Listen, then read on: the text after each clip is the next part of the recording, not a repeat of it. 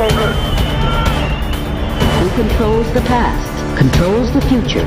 Who controls the present, controls the past. The death of bin Laden marks the most significant achievement to date in our nation's effort to defeat al-Qaeda. All you got to do is start looking around, start thinking for yourself, start investigating things, and you will see it all right there. So you have the power. Humanity has the power. We have the power. Do you want to fight? You better believe you got one! Let us never tolerate outrageous conspiracy theories. As for me, give me liberty or give me death!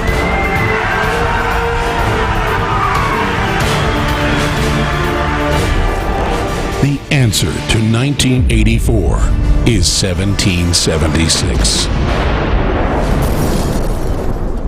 Welcome to the Infowars Nightly News. I'm your host, Jakari Jackson. Here's what we have in store for you on this June 20th, 2013 edition. Tonight, was it a bomb or just a car accident? An engine ejected down the street and damage done to the car are not consistent with the LAPD story. A look at the suspicious deaths of other high-profile enemies of the state. And Michael Cargill on what you need to know to protect yourself and your family. Then, Alex Jones interviews Viggo Mortensen. All that and more on tonight's Infowars Nightly News.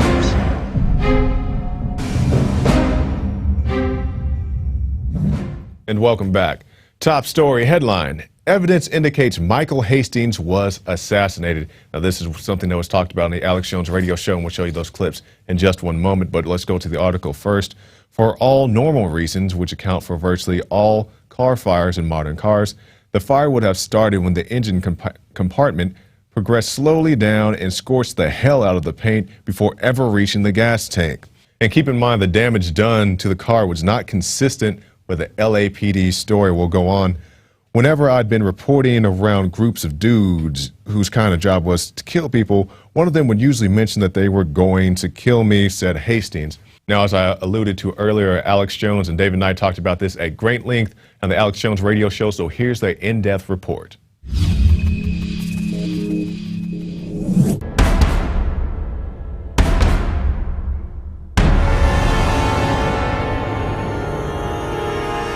We're going to get into a special report now, the evidence that Michael Hastings was killed.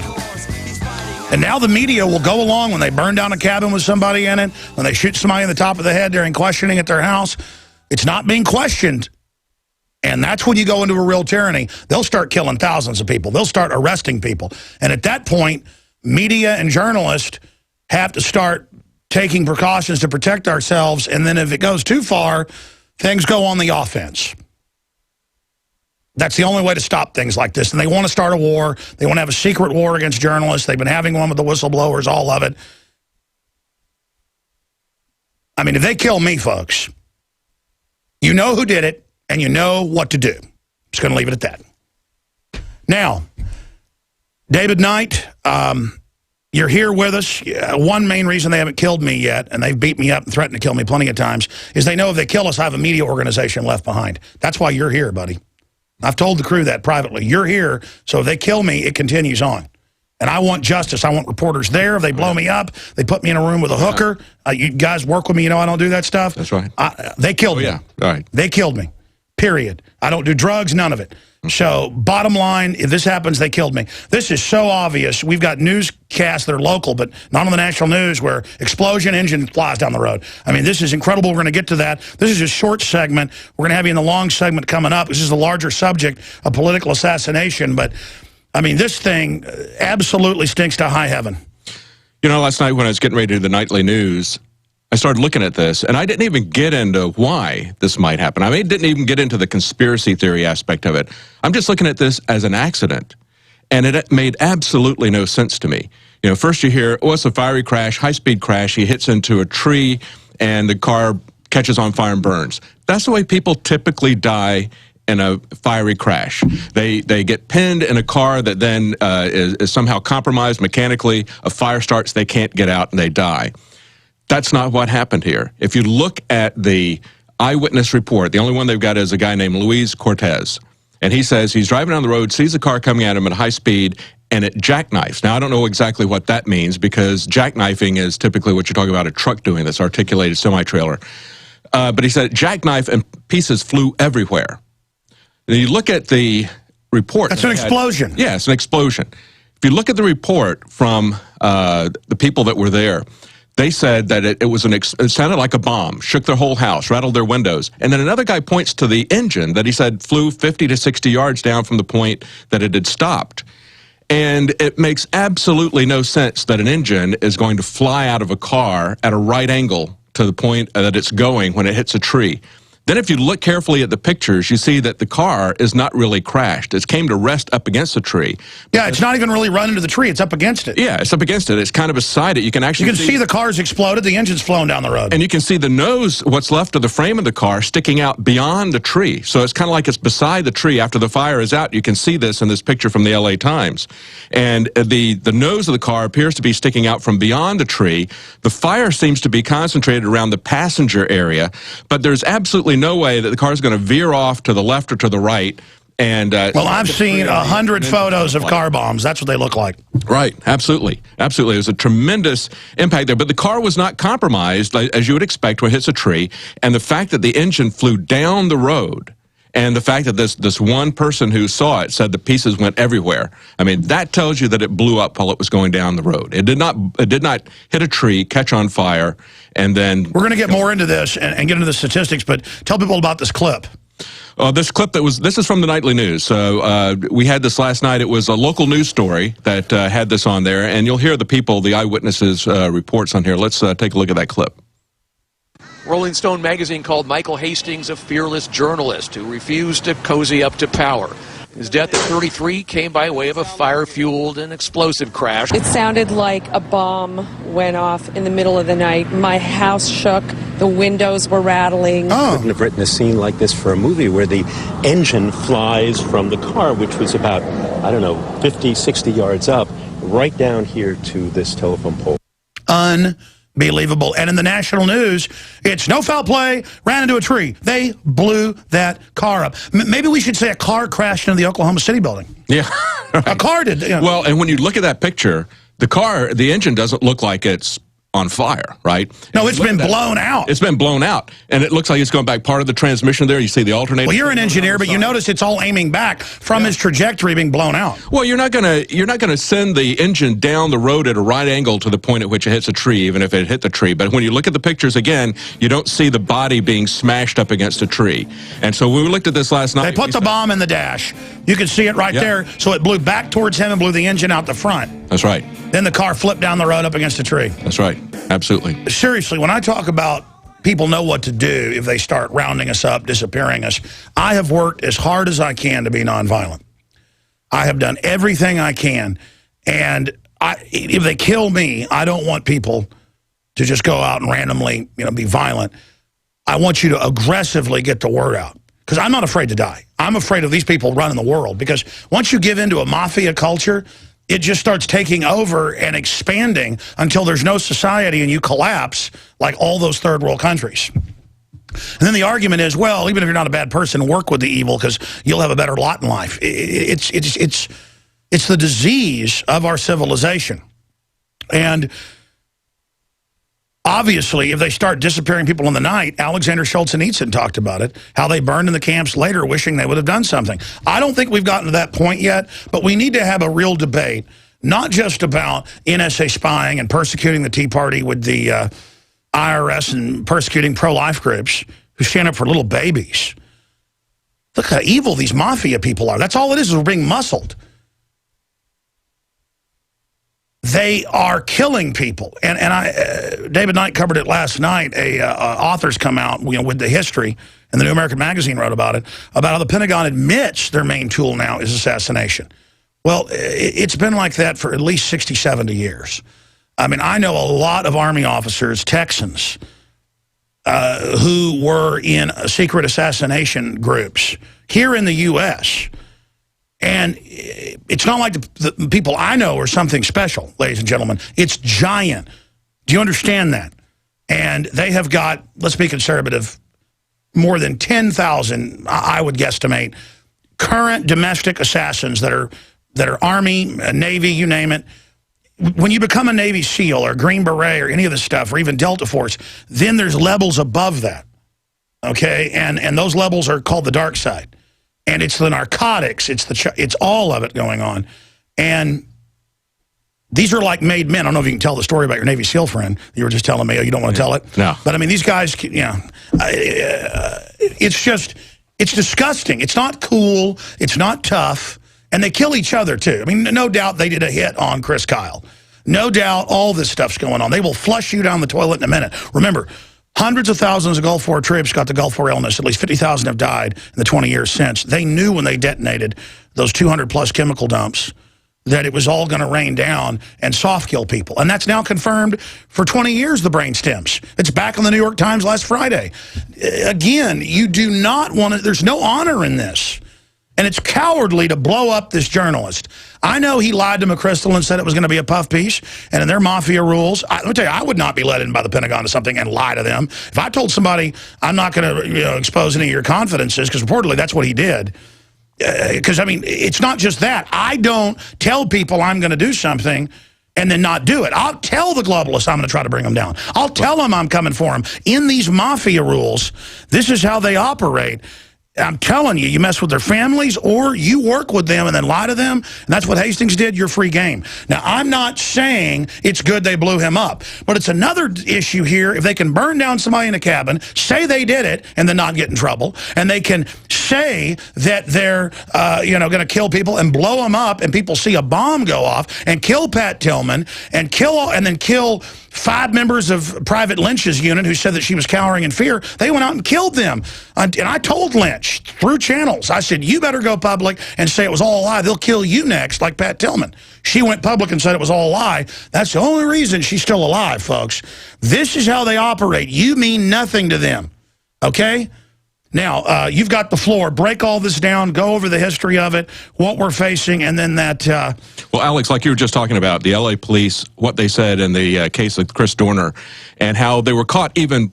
You could hear the transcripts, the audio of the police talking to each other saying, burn it down. They still denied that they burned it down. In this particular incident, we've got the L.A. Police Department, same police department, saying the engine's location is evidence that the driver was, quote, hauling Irish ass and lost control, unquote. And with the engine torn off, the gas lines would rupture and it would start a fire. Now, the engine's not going to go flying, no matter how fast you go in a new Mercedes. The engine and parts are not going to go flying everywhere. It's bolted in. Right. Yeah, I mean, this is not some old rusting Hulk with the engine mounts about to come off. This is a new Mercedes. And look, I flipped a truck doing 80 before and the engine didn't come out. Right. I rolled it 3 times. Right. And so, but they want to say, they've got a couple of different narratives here. One of them is that it crashes into the tree, catches fire, but then you've got this engine hurled down the road. And they say, oh, yeah, well, the engine hurled down the road is evidence that's how the fire would have started. But you can't hurl the engine down at a right angle to the point of impact. And if the engine hurls down the road as he's going down the road, it's an explosion. So you have the witnesses saying, boom, it woke them up, shook their houses. Right, right. This is a very rare occurrence, too. As we're pointing out, in FEMA, Department of Homeland Security, they were talking about highway vehicle fires, and there's about 250,000 of them a year. Typically, nothing happens. Only in about 2% of these do you have a fatality. Actually, the actual number is 2.6%. Out of every... Can we document, Cam, that, guys? Sorry, not 2.6%. It's 2.6 out of every 1,000, so it's 0.26. So I was wrong when I said 2%. It's 0.26. 0.26, yeah. So that's... so it's less than 1%. Less than 1%, exactly. Of course, as Darren McBrain pointed out, the probability goes up if you're a journalist that they don't like. Now, you were talking they've done those studies on politicians. It's not just that they fly more. They do it with other frequent flyers. I saw the statistic like 15 years ago. It's probably changed, either less or more, I don't know, where you were something like 8 times more likely to die in a plane crash if you were a politician per capita than other frequent flyers that fly the same amount. That's right. Now, when we covered this on the Nightly News last night, we didn't go into speculating as to who might this be, because he's really, ticked off a lot of people, from McChrystal to he was investigating. He had done investigative reports on the CIA, was working on one for the CIA, and as you pointed out, he had tweeted to WikiLeaks that he was being followed by the FBI just hours before he died. So there were a lot of people in the government, as just like Cop of the Year Terrence Yakey in Oklahoma City said, I got feds behind me, and they tortured him and killed him. Last phone call to his partner. And as you're talking about this assassination government that we've got going on, this book is Mark Mazzetti's, Pulitzer Prize-winning author. The name of the book is Way of the Knife. And what he's talking about in this is the fact that Obama is using not just the CIA, but he's using the military now for assassination operations. That is becoming pervasive. And McChrystal was part of running that. McChrystal was head of the Special Operations Forces there, right? And McChrystal was also involved in the Pat Tillman cover-up. He was the one who was there giving the awards and oh yeah, he's the main suspect. He strikes again. I forgot McChrystal ran the op and the cover-up of Tillman. That's right. Oh boy. So, you've got this situation where you've got this as you pointed out, a massive amount of people, not just in the CIA, but now in special operations in the military. And you've got another author who has written an entire book about how assassination, and it's not just drone assassination. That's something that we look at and we say, wow, that's really cold. That's amazing that they're just raining death down on people from the air. That's just more visible. The invisible things that they're doing with all of these special operation forces and with the CIA, that, as you said, has been going on for a long time. But they've just expanded it. They've expanded it, and they don't even try to cover it up much anymore. And you get these ridiculous statements from the LA Police Department with situations like Chris Dorner, and again now with this car accident. It just doesn't make any sense. Well, the LA system was the beta test. Daryl Gates, before he died, gave interviews that the CIA in the 60s came in as a beta test, put them in black uniforms, militarize them, make it sexy, esprit de corps, all the other cops will want to be federalized. So started the SWAT teams in LA? SWAT teams, all of it. They started in LA, then in New York, and Dallas of all places, then Houston, taking special ops hitmen and putting them into police departments so that when they need to kill a CIA guy, like they did down in Houston a few years ago, they pull him over, the CIA section guy gets out, Carney was his name, and they shoot him right in the head under the helicopter. The guy's hands are at his side, boom, execution. And then he tracked back that cop. He was in Black Ops. So every major department has these federal hitmen on it now.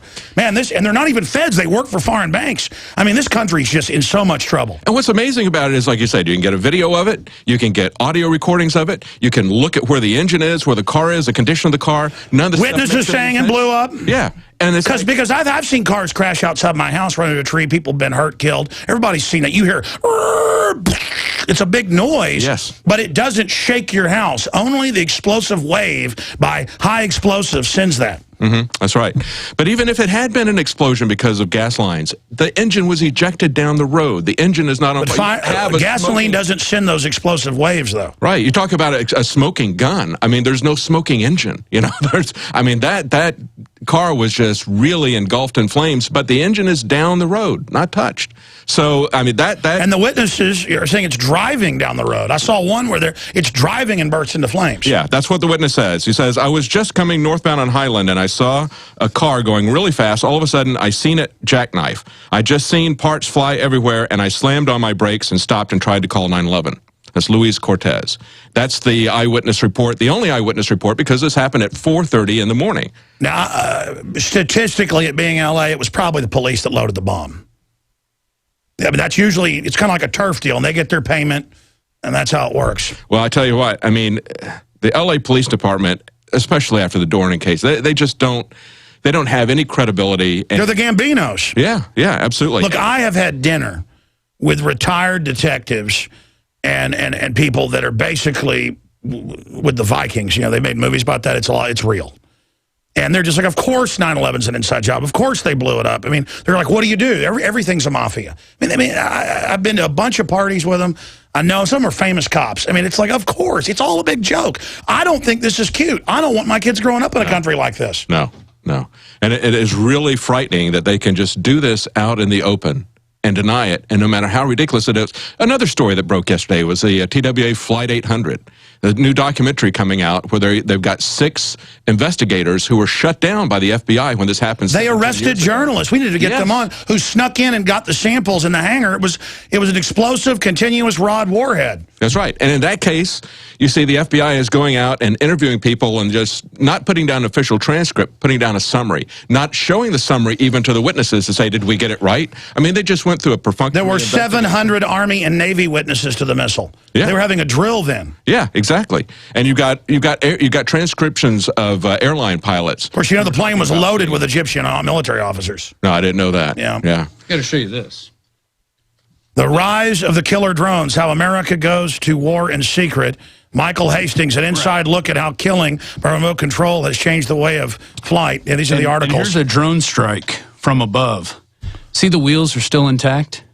Gigi Urnetta just pointed that out. Is it possible this guy could have been hit by a drone as sort of a, you're writing about drones, now we're going to hit you? Yeah. McChrystal's out there. Yeah, that drone strike does look like that. But generally, I know it looks similar, but that would hammer the engine down or maybe out. Depends on where the missile hit. Right. I mean, it's much easier and easier to hide. Why would they go with something exotic? Or maybe they'll start having drones out in public and kill people. I mean, it's really a flaunting now of these psychopaths. It could be, but seeing other car bombs, the professionals put plastic explosives, and a lot of times with an accelerant, and with something that's flammable to burn up the evidence, it looks like a dashboard bomb to me. Right. Yeah, because that was a very intense fire. Like, that looks even more intense than that would have been. I mean, that car was completely engulfed. Well, fragmentation. Yeah. I mean, Gigi Urnetta brought that to my attention, and I'm like, we got to go. You guys are talking about this right now, and it's just so, he's writing about drones. Yeah. And I don't know, that drone strike, I mean, that does. Yeah. That's a drone, yeah. Let me show people on document cam that are watching on TV. Go ahead. And also, I sent the guys a link. McChrystal was on that billboard a while back that we covered. And it was when Colin Powell and a bunch of those guys came here to speak. Rudy Giuliani was the other guy. And somebody put up there Pat Tillman. And the numbers on it, it was pretty crazy. They put a star on the guy's forehead. I don't know. It was pretty, and I just thought that was interesting too. Some bad person climbed up on there and did that here in Austin? I know. Wonder who that was. I can't believe it. But that was disrespectful. I just think that, people already know the truth about this guy, and people have known it for years, and he's still walking around scot-free at that point, How dare someone climb up on the billboard and do that? I hate when people do that. We should just let these people kill everybody. Yeah, exactly. Because we should all be scared of them too. This Hastings thing is going to get a lot deeper. Definitely. Well, I don't even think they care now. I mean, maybe they did. I'm surprised they didn't have a drone fly over in broad daylight and announce, we're now going to blow it up, kind of like Dorner. We're going to burn it down. All right, bring the fire, burn it down. Yeah, well, and the guy said it suddenly jackknifed. I mean, that could be from a bomb or it could be from a drone strike. How do these things happen? Actually, when they hit one, they do kind of fly up and do that. Wow. It depends on what kind of missile they used. I mean, are they that brazen at this point? If it was a bomb from underneath that had enough force in it to sever the engine and send it down 150 feet down the road, I mean, it would go up, lift up in the air. Yeah, that sounds like 8-10 pounds of plastic. Yeah, I don't know, but it doesn't. It's not a situation where it did not crash into the tree. No, pin him in there and then catch fire. That is not what happened. But that's what the news is going to say. Right. Here's the deal: if my car blows up, they killed me. Okay. Right. All right. Good job, dude. All right. We'll be covering this more. Well, one other thing from McChrystal is you may remember he was also a big proponent of the universal service. So in spite of his criticisms of Obama that were reported by Michael Hastings that caused him to get fired, he really loves Obama's programs, right? He loves national service, and he hates citizens having weapons. He made the rounds with all the talk shows. He's an anti-gunner. He's a real authoritarian. Oh, yeah, and he was talking about... Better not talk too bad about him. I'll end up like Pat Tillman. So why do you want to have military weapons? And what he would talk about would be the velocity of the bullet. He wasn't talking about the fact that Homeland Security is getting hollow point bullets, which are far more destructive to people. But he was talking about, these military bullets, they travel this speed. You don't need that. And it's like, the speed of the bullet doesn't But these guys are such gangsters, illegally spying on us, and Alexander, the head of the NSA, says, hey, I'm going to meet with the FBI director, and I'll owe him a frickin' beer. I mean, it's all just, there's just such a bunch of goons. Yeah, yeah. But they will destroy this country if they're able to. Yeah. it's just amazing to me, as I said, when I look at this, how the media is just falling in lockstep with this official narrative. And you can see the pictures even that the media puts there that contradict what they're saying. And they still go along with this. Well, that's always the evidence, is they're immediately, no foul play, ran into a tree. Yeah. And then witnesses all say the opposite. Yeah.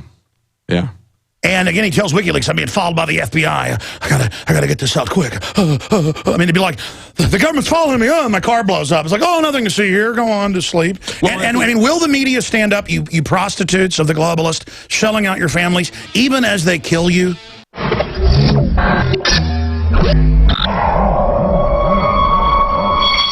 There's a great report from Alex and David, so definitely go to prisonplanet.tv and watch that whole thing, the whole breakdown, so you can see it for yourself again and again, and send that to your friends and family. Now, you may be a new viewer, or maybe, you just haven't heard too many of these incidences like what happened to Hastings.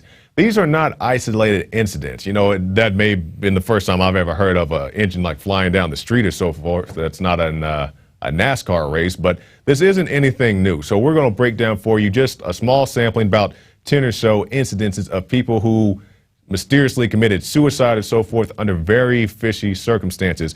We'll go now to this first one, a recent one. FBI killing of man with ties to Zarnev, self-defense or excessive force. We'll skip down to after was there a knife. According to the preliminary FBI account, Tolchev became violent and lunged at the FBI special agent with a knife while being questioned about his ties to the alleged Boston bombing bomber Tamerlan Tsarnaev. The target reacted to an imminent threat and shot Tolchev dead. Later, the FBI backed away from that version of events, and then they were like, well, did the guy have a knife? Did not have a knife? And the guy was like, well, we just started shooting, and when we finished, he was dead. And that's pretty much what happened to that guy. A very unfortunate circumstance, just like the younger brother having his throat slit just out of nowhere. I'm not exactly sure how that happened. We'll move on to our next one. Kate Middleton hospital nurse dies in suspected suicide after being duped by a radio show. Now, this was a situation, maybe you guys remember it, maybe you don't. A radio show called and had a prank call and said, oh, I'm the King of England, and oh, we just want to check on Kate's, and, whatever. That's a horrible accident. Their accident was probably worse than mine. And they basically duped this woman into putting them through to the room that Kate was in. And a couple days later, she was pronounced dead not too far from the hospital. And the reports are saying that she killed herself. Another very fishy situation. I don't know why you would just up and kill yourself, but it makes sense to some people. We'll move on to this. Autopsy rules handcuffed man shot himself in the back of a police car. Now, I'm sorry, I didn't mean to laugh. This is a very serious situation. It's just the headline is just so ridiculous. It's accurate, but it's very ridiculous. A handcuffed man that had been searched twice, shot himself in the head in the back of a squad car. And we'll skip down a little bit. It says, police say Carter's handcuffs were double locked behind his back and he was frisked twice before being placed in a squad car. But somehow he managed to pull out his .380 caliber Cobra semi-automatic firearm and shot himself in the back of the head. And once again, this is not a famous person or somebody had something to do with a famous incident, but this is just the type of tie-ins and cover-ups that can go on. I'm not saying this guy is innocent of any particular thing, but to shoot himself in the back of the head while handcuffed after being frisked twice, that sounds more than a little fishy to me. We'll move on to this. Aaron Swartz was killed by the government. Father tells mourners. Now, this is the father, of course, of Mr. Swartz. And he said he was killed by the government and MIT betrayed all of their basic principles. Facing the possibility of a long prison sentence if convicted of charges that he illegally downloaded millions of academic journal articles, Swartz hanged himself in his New York apartment Friday. Now, this is the reposting of an article. I definitely don't believe that.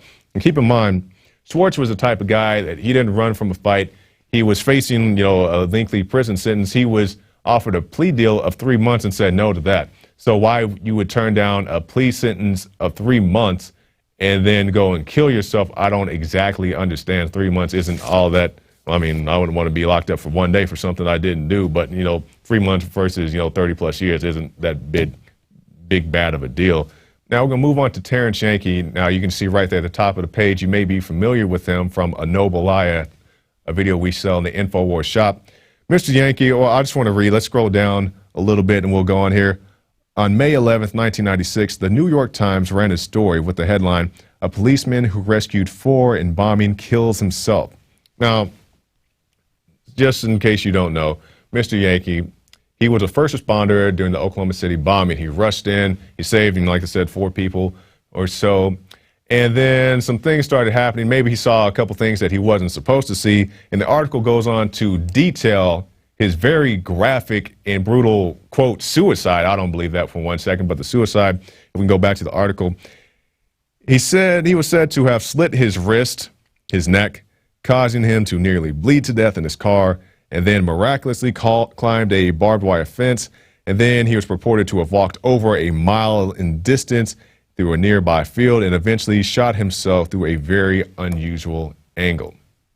So keep in mind, this is a man who allegedly slit his wrist, slit his throat, went out, hiked a mile or so, hopped a barbed wire fence, and then just decided this is a good place to die and shot himself in the head. And that's what the official story is. And if you say that makes absolutely no sense, I don't think I could walk across the street if I slit my wrist. If nothing else, just for the sheer panic of it, yeah, I would agree with you. But according to the official story, that's what happens to these whistleblowers and people who just happen to see more than what they were supposed to see.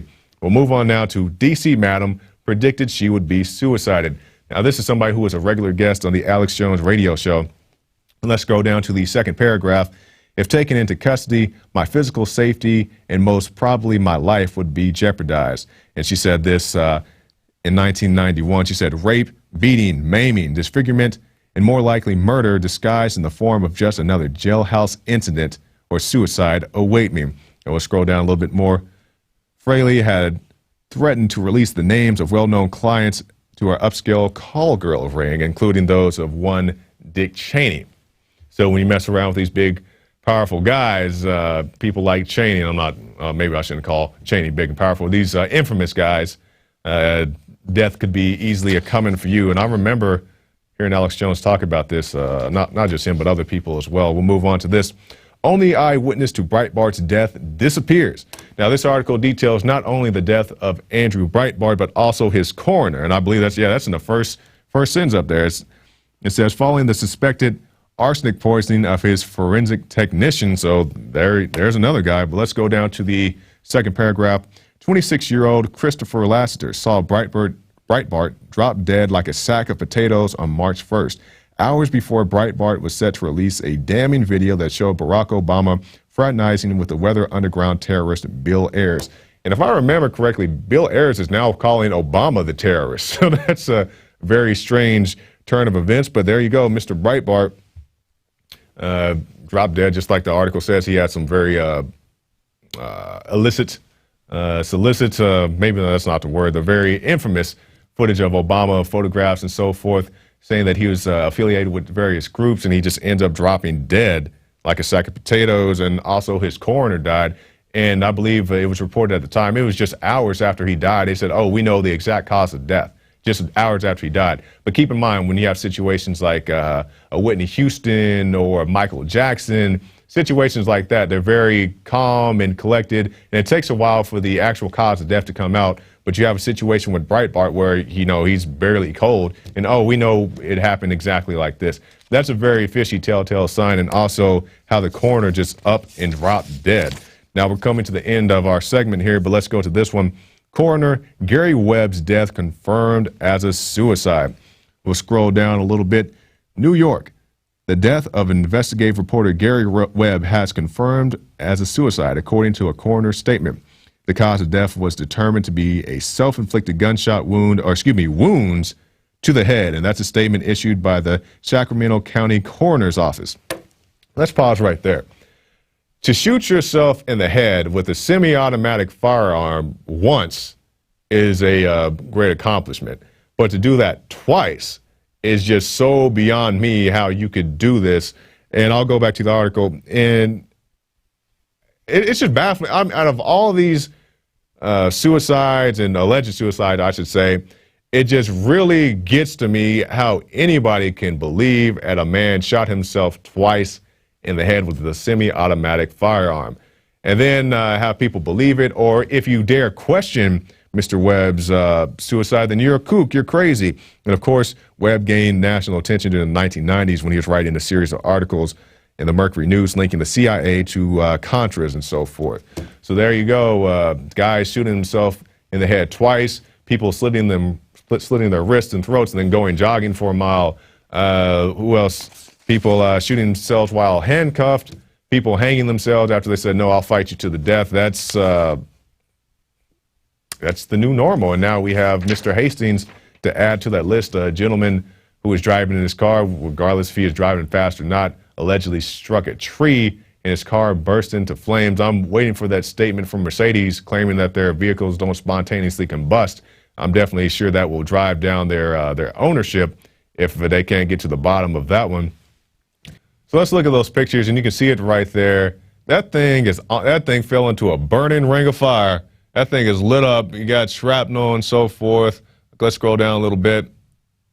Okay, so we're taking a look at this, and for whatever reason, they have the front end covered up, but the back end looks pretty banged up to me. Now, I'm not a master physicist and so forth, but I'm wondering why the back end is so beat up if it hit a tree. That doesn't really make a whole lot of sense to me. And the reports say that the vehicle allegedly jackknifed. People heard what they believed to be an explosion.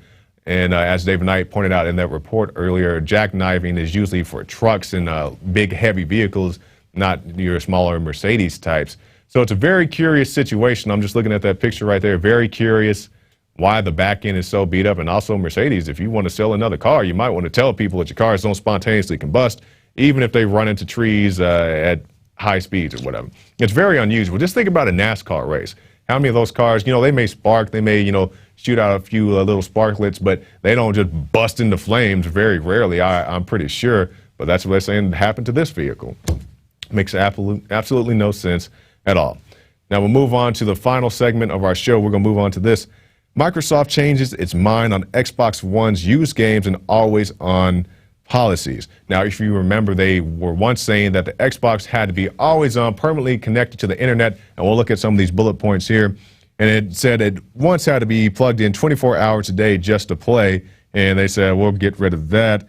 And they also said they would have certain regional restrictions. We'll get rid of that. Users and so forth, we'll get rid of that. And also people made a big deal about how they wouldn't be able to play and trade games. And they said, okay, well, the people have spoken, so we'll just scrap this whole shebang. But they do require you to at least hook your Xbox up to the internet once. I guess when you first buy it, you have to go and log in your username and passcode or what after that.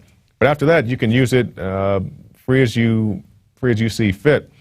And it's people outcrying, because I remember it was a week ago or 2 weeks ago, a guy was at a video game conference. He said, well, if you don't like the Xbox One being permanently connected to the internet, you can go buy Xbox 360. And well, people say, well, I already have an Xbox 360, so I just want to buy Xbox One. Then they go, oh, well, okay, we'll just say you don't have to connect your thing to the internet anymore. And power of the people. You speak out, they listen, and if they don't listen to anything else, they'll listen to the bottom dollar. And I don't know what happened to that guy who made that real goofy, snotty statement, but I'm pretty sure he won't be making any press conferences anytime soon. Now, we had some fun with this last article. We had some very important issues going through the alleged suicides and so forth earlier, but I want to go to this. This is a very serious topic. Oregon State Police taser autistic child found wandering naked. Now, this is a situation. I just want to read this quote right here. The girl's father also took issue to KDRV's reportage, which frequently referred to the girl as a young woman, and a juvenile. Now, this is a 11-year-old girl who was found wandering naked down the highway. A gentleman, I believe he was a taxi driver, pulled up beside her and said, hey, are you okay? Are you lost? Are you like, what's going on here? And the girl doesn't listen to him. She just keeps walking down the street. She turns out to be autistic and has communication issues. The gentleman, cab driver, calls the police. The police come up. And just like you see there, they tased the girl and then put her on the hood of a car like she's in some type of drug buster. They thought she was running guns or something. And yeah, that's the taxi driver right there giving his testimony. And you can go to Infowars.com and see that video for yourself. But we actually have the girl's father who's going to be joining us. His name is Aram. He's very emotional and rightly so. You know, this guy has every right to be outraged. This is a horrible situation because we see the situations where they taser people for noncompliance, tase people who have seizures, and tase people who don't want to stand up or sit down or whatever the drill may be at the time, and then they just tase this person and think they did the right thing. So we're going to have him. He joins us right now via Skype. All right, thanks for joining us, Aaron. Thank you for having me. Now, I know this is a very difficult time, and you got a lot of emotions, and I understand you've been talking to some other news agencies, so definitely want you at your best. You just let it fly. Tell us what happened. You receive, I'm guessing, a phone call telling you this has happened to your daughter. Yeah, well, what happened is, well, obviously, it was the middle of the night. We were sleeping. The phone was ringing at 6:30 in the morning, and we got a call saying that we have your daughter down at the Rogue Valley Medical Center here in Southern Oregon. And we're like, what in the world? And so we run in the room. We're like, it's got to be a mistake. And sure enough, she's not there. So we're like, holy crap, you know. She's has escaped before, but never in this manner. It's typical of autistic kids, or certain autistic kids, to boogie. You know, they just like to get out and go for adventure. And once they put their line of sight down a direction, they just keep going. So we're like, holy crap. So we go down there, and once we get her, we find out that the state police, in the process of apprehending her, had to tase her 2 times. Oh, my gosh. Now, let's just talk about the tasering, okay? So your daughter, she's walking down the street. I saw the video with the cab driver, I believe it was. He was the witness to the thing. He says your daughter's walking down the street. She's not, you know, hindering anybody. You know, of course, it's a very unsafe situation for anybody to be, not just a child. But so the police approach your daughter. They issue 2 verbal commands, if I'm correct, and then fire on her with a taser. Is that correct, sir? That is correct. But also, I mean, she was in a non-threatening manner. She was giggling. She wasn't in a, you know... she wasn't aggressive. She wasn't aggressive. She wasn't in some agitated state. She was giggling. And I mean, I can picture, I know my daughter, she was probably running down the road thinking it was the best thing in the world, you know? She was probably, the cab driver said she was giggling, and that's just typical. She just thinks this is really cool. So when the state police pull up, rather than approach the situation in trying to apprehend her, you know, physically, and it's obvious she has no weapons. It's obvious she's not a threat. They give her 2 verbal commands and then tase her. And then once they tased her, she obviously got excited. Right. And then they had to tase her again. Is she on the ground? Does she go down with the first taser? She went down. And then they tried to apprehend her. But once, you know, the taser comes out, she got scared. And a lot of autistic kids have a lot of strength. They have kind of an abnormal amount of strength, especially when you're excited. When you get hit with a taser, your adrenaline starts pumping. You know, prior to that, she was giggling. But then they had to physically apprehend her. They had to get other help. They did the normal, you know, like they're apprehending a dangerous criminal. Right. They slammed her head on the hood of the car, handcuffed her, threw her in the back of the police car when she would have gone voluntarily. I know my daughter, she loves cars. If anybody drives up to her, if she's walking along, she just hops right in the car because she loves cars. That's one of her characteristics, you know, of her particular view of just her characteristic. Now, I want to ask you, because you have I'm pretty sure you can get a lot of people talking negatively about you and your family, saying, well, what was this girl doing outside at this hour anyway, especially with no clothes on? How did this situation come about? Well, it's not the first time. It's not the first time. She is very well known with the local police and emergency services, and also with the community. Everyone knows her. They know her characteristics, so it wasn't within the community. And also, she is involved in state custody with DHS or CPS. For more on a services level rather than them trying to take her, which they do want to do. They want to put her in an institution eventually, I'm pretty sure. Have they told you this before, that they want to take her, or is that your observation? No, that's their intent eventually, I'm sure. And that was their intent a long time ago, but we provided a safe environment for her, and we've had her all her life. She's never actually been in a foster home or anything like that. But there has been various foster homes kind of salivating at getting a hold of her because they can get a lot of money for having them, or of course, having her in their care, because she's an extra special needs child, and they can get a lot of money if she goes in one of those foster homes. Exactly. Now let's talk about her condition at the time. So she's out walking around and she happens to be nude. Is this something unusual for your daughter? No, not at all. Not at all. No, that's absolutely normal. I know it sounds strange to a lot of people, but she has a sensory thing about her skin. She takes her clothes off all the time, and that's one of the problems with her being in an institution, is that Well, that'd be a real problem if she was taken to an institution, a juvenile center, lo and behold, a jail. They're going to have this person who doesn't want to keep their clothes on, and that's going to be a real problem.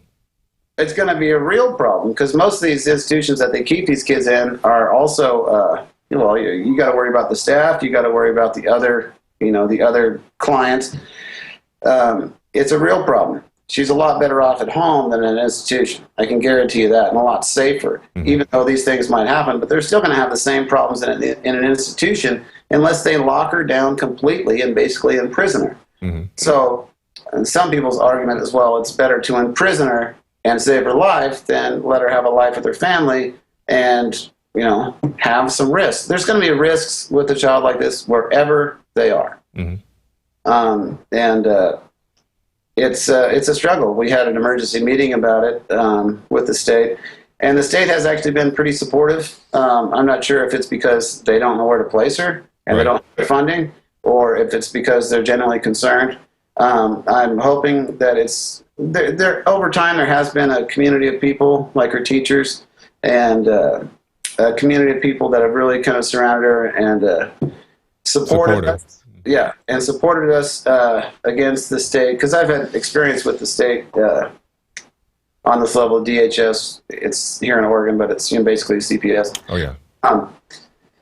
And that's kept her safe, is a lot of that community support and outrage, because this has happened before. And but not to this extent where police were involved with tasers and so forth. Yeah, not in the middle of the night and not naked. Yeah. But, yeah. Now, is your daughter at home with you right now? Is she back safe and sound? Is she in custody? Where is she at this moment? She's at grandma's right now. Okay, so she's at least in your custody.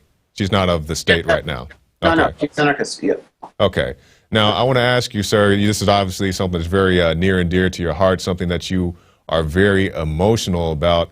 Let's say, lo and behold, one of these incidents happens to happen again. What do you think would happen? Even if it's not on this level that the police were involved, you're saying that, they're itching to take your child away. Do you think they may try to take your child away? Well, I think one of the problems, I think they would have done so if she wasn't such a unique case and they could find a place to put her. But I think eventually there are various institutions, and they have been expressed to us, that want her. And there are a few different facilities that, like I said, are kind of salivating to get a kid like this, because they can get so many resources for this child. And once they get her, of course, they're going to drug her up and basically imprison her. Oh, yeah. And get a lot of federal receipts and state receipts for having her. So to other parties, she's a kind of a gold mine, until for the rest of her life, basically. Right. And facilities do not have the same patience and understanding that a family member has when she has an outburst. She is very strong. She does trapeze. She's very physically fit. And she does have outbursts where she'll scratch you or anything like that. Yeah. So then her physical safety becomes an issue.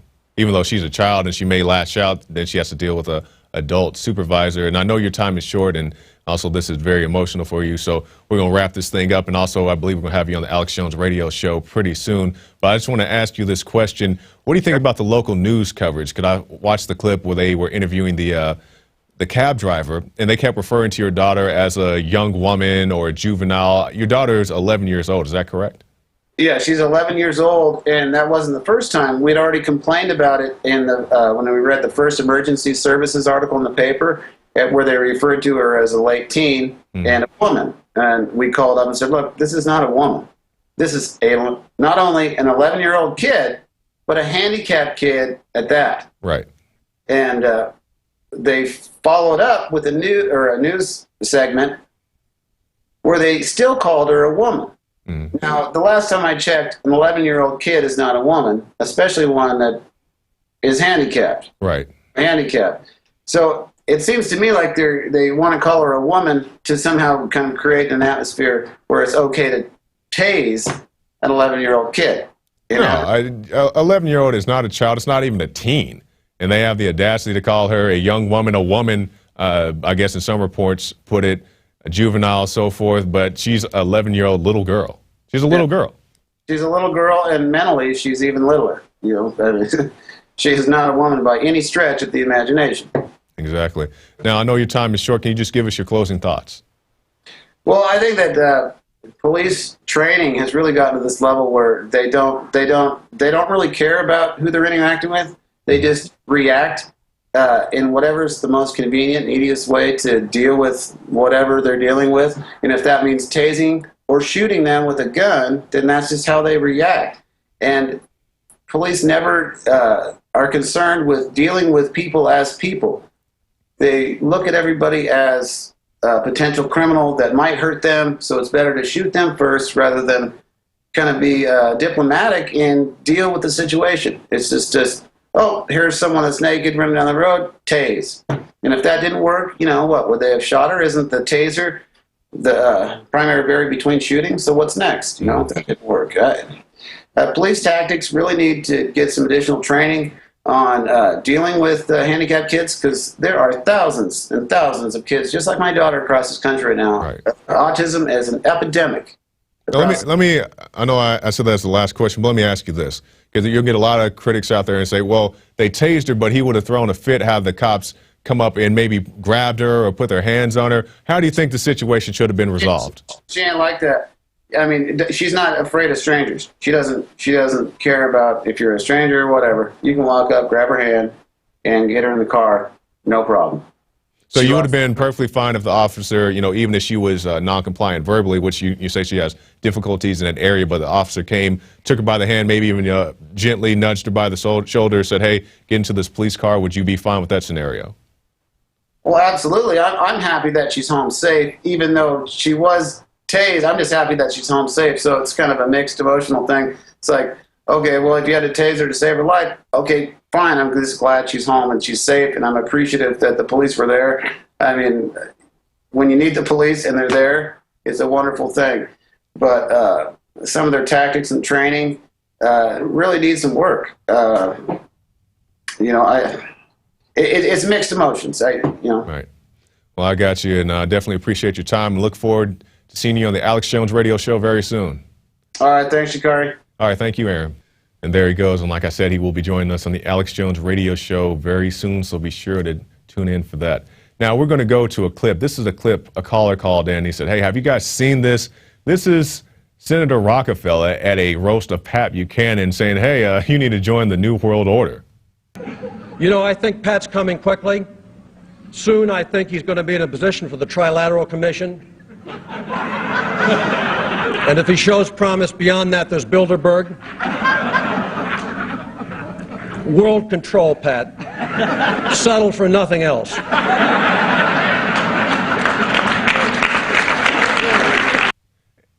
People are laughing at these very unfunny jokes. I had to laugh because nothing he said was funny, not even like being dead serious. He just wasn't funny.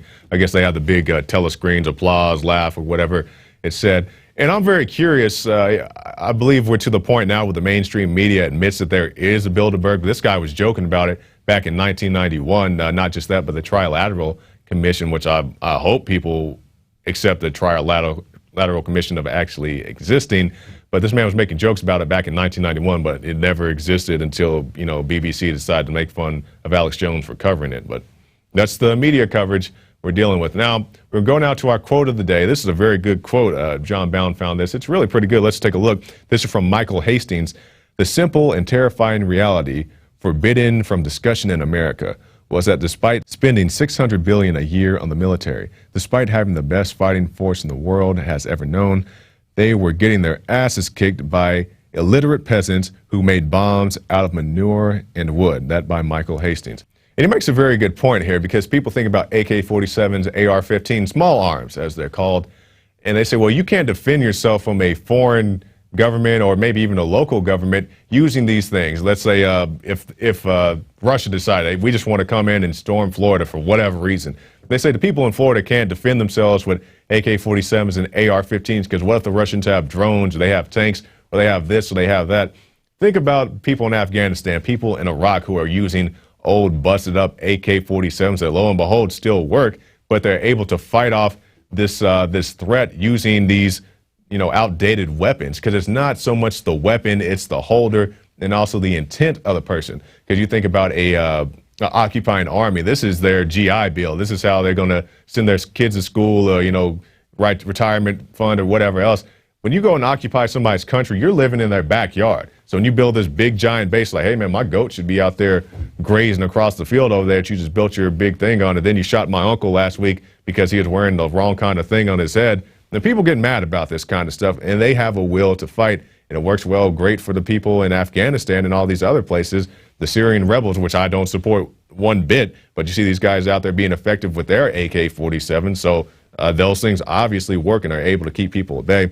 But yet, I digress. We have reached the end of the show, or at least the end of the news portion of the show. And keep in mind, Operation Paul Revere is still going on. Well, the submissions are over. Let me be clear about that. But we're still in the judging process.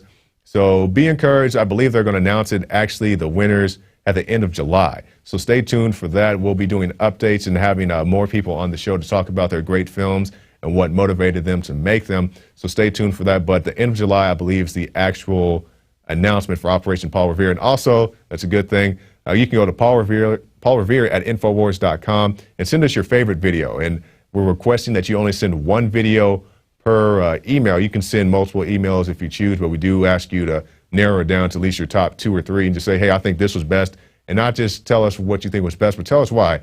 I like this guy's cinematography, I like the message, or I like the actors, or whatever it may be. Just send us your email and let us know, and we'll take that all in consideration. Now, if you want to support this operation, go to prisonplanet.tv and get yourself a 15-day free trial. You can get it all right there, the Alex Jones Show, the rants, and so much more right there. Now, stick around, because after this, we're going to have 2 very powerful interviews, one with Mike Cargill that I'm going to do, and also Alex Jones's interview with Viggo Mortensen. That's right, the guy from The Lord of the Rings, the king in The Lord of the Rings. He called into the Alex Jones radio show today, so we're going to have that whole interview as well as Mike Cargill right after this. Now you can watch Alex Jones live at Infowars.com/show. You'll find links to all of our content there and a free 15-day trial for Prison Planet TV. You can also browse the network, the Infowars Nightly News, and over 60 movies and documentaries all together in one place. You can watch the Alex Jones radio show live as it happens. So check it out, Infowars.com/show.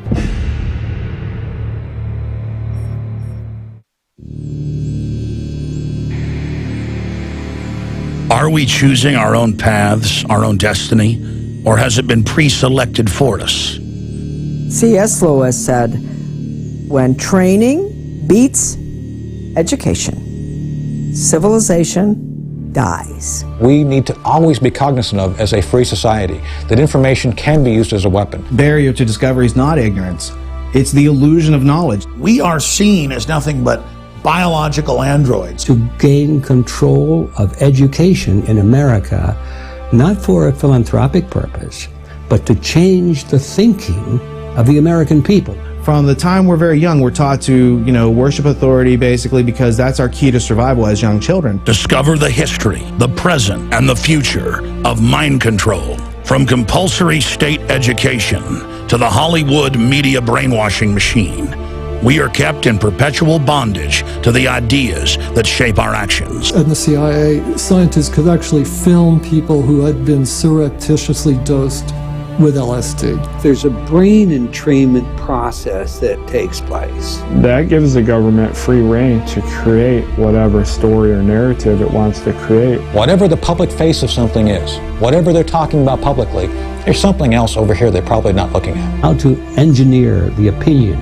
of the American people so that they would fully endorse, not only endorse, but demand a war. When you watch mainline establishment television, you are putting yourself in front of the barrel of a gun. Discover the history, the present, and the future of mind control, psychological warfare, brainwashing. Are we controlled and manipulated? You bet. That's mind control par excellence.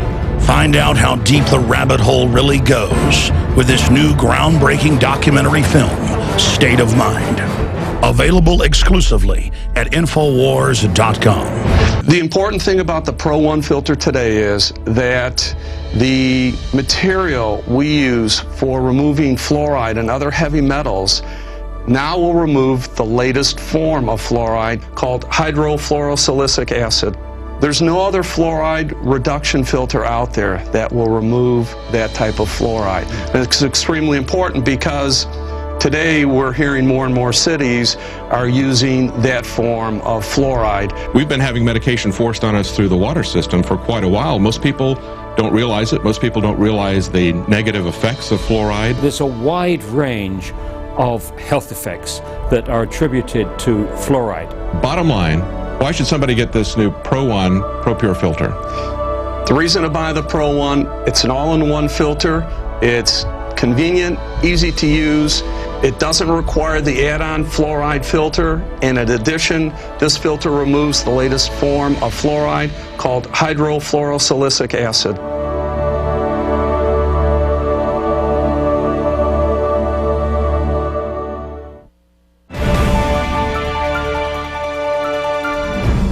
All right, and welcome back. This is going to be a double interview, I guess triple interview. We had the interview earlier with the father of the 11-year-old who was tased. But right now it's going to be time for the king from Lord of the Rings. Viggo Mortensen called into the Alex Jones radio show this morning, and this is what he had to say.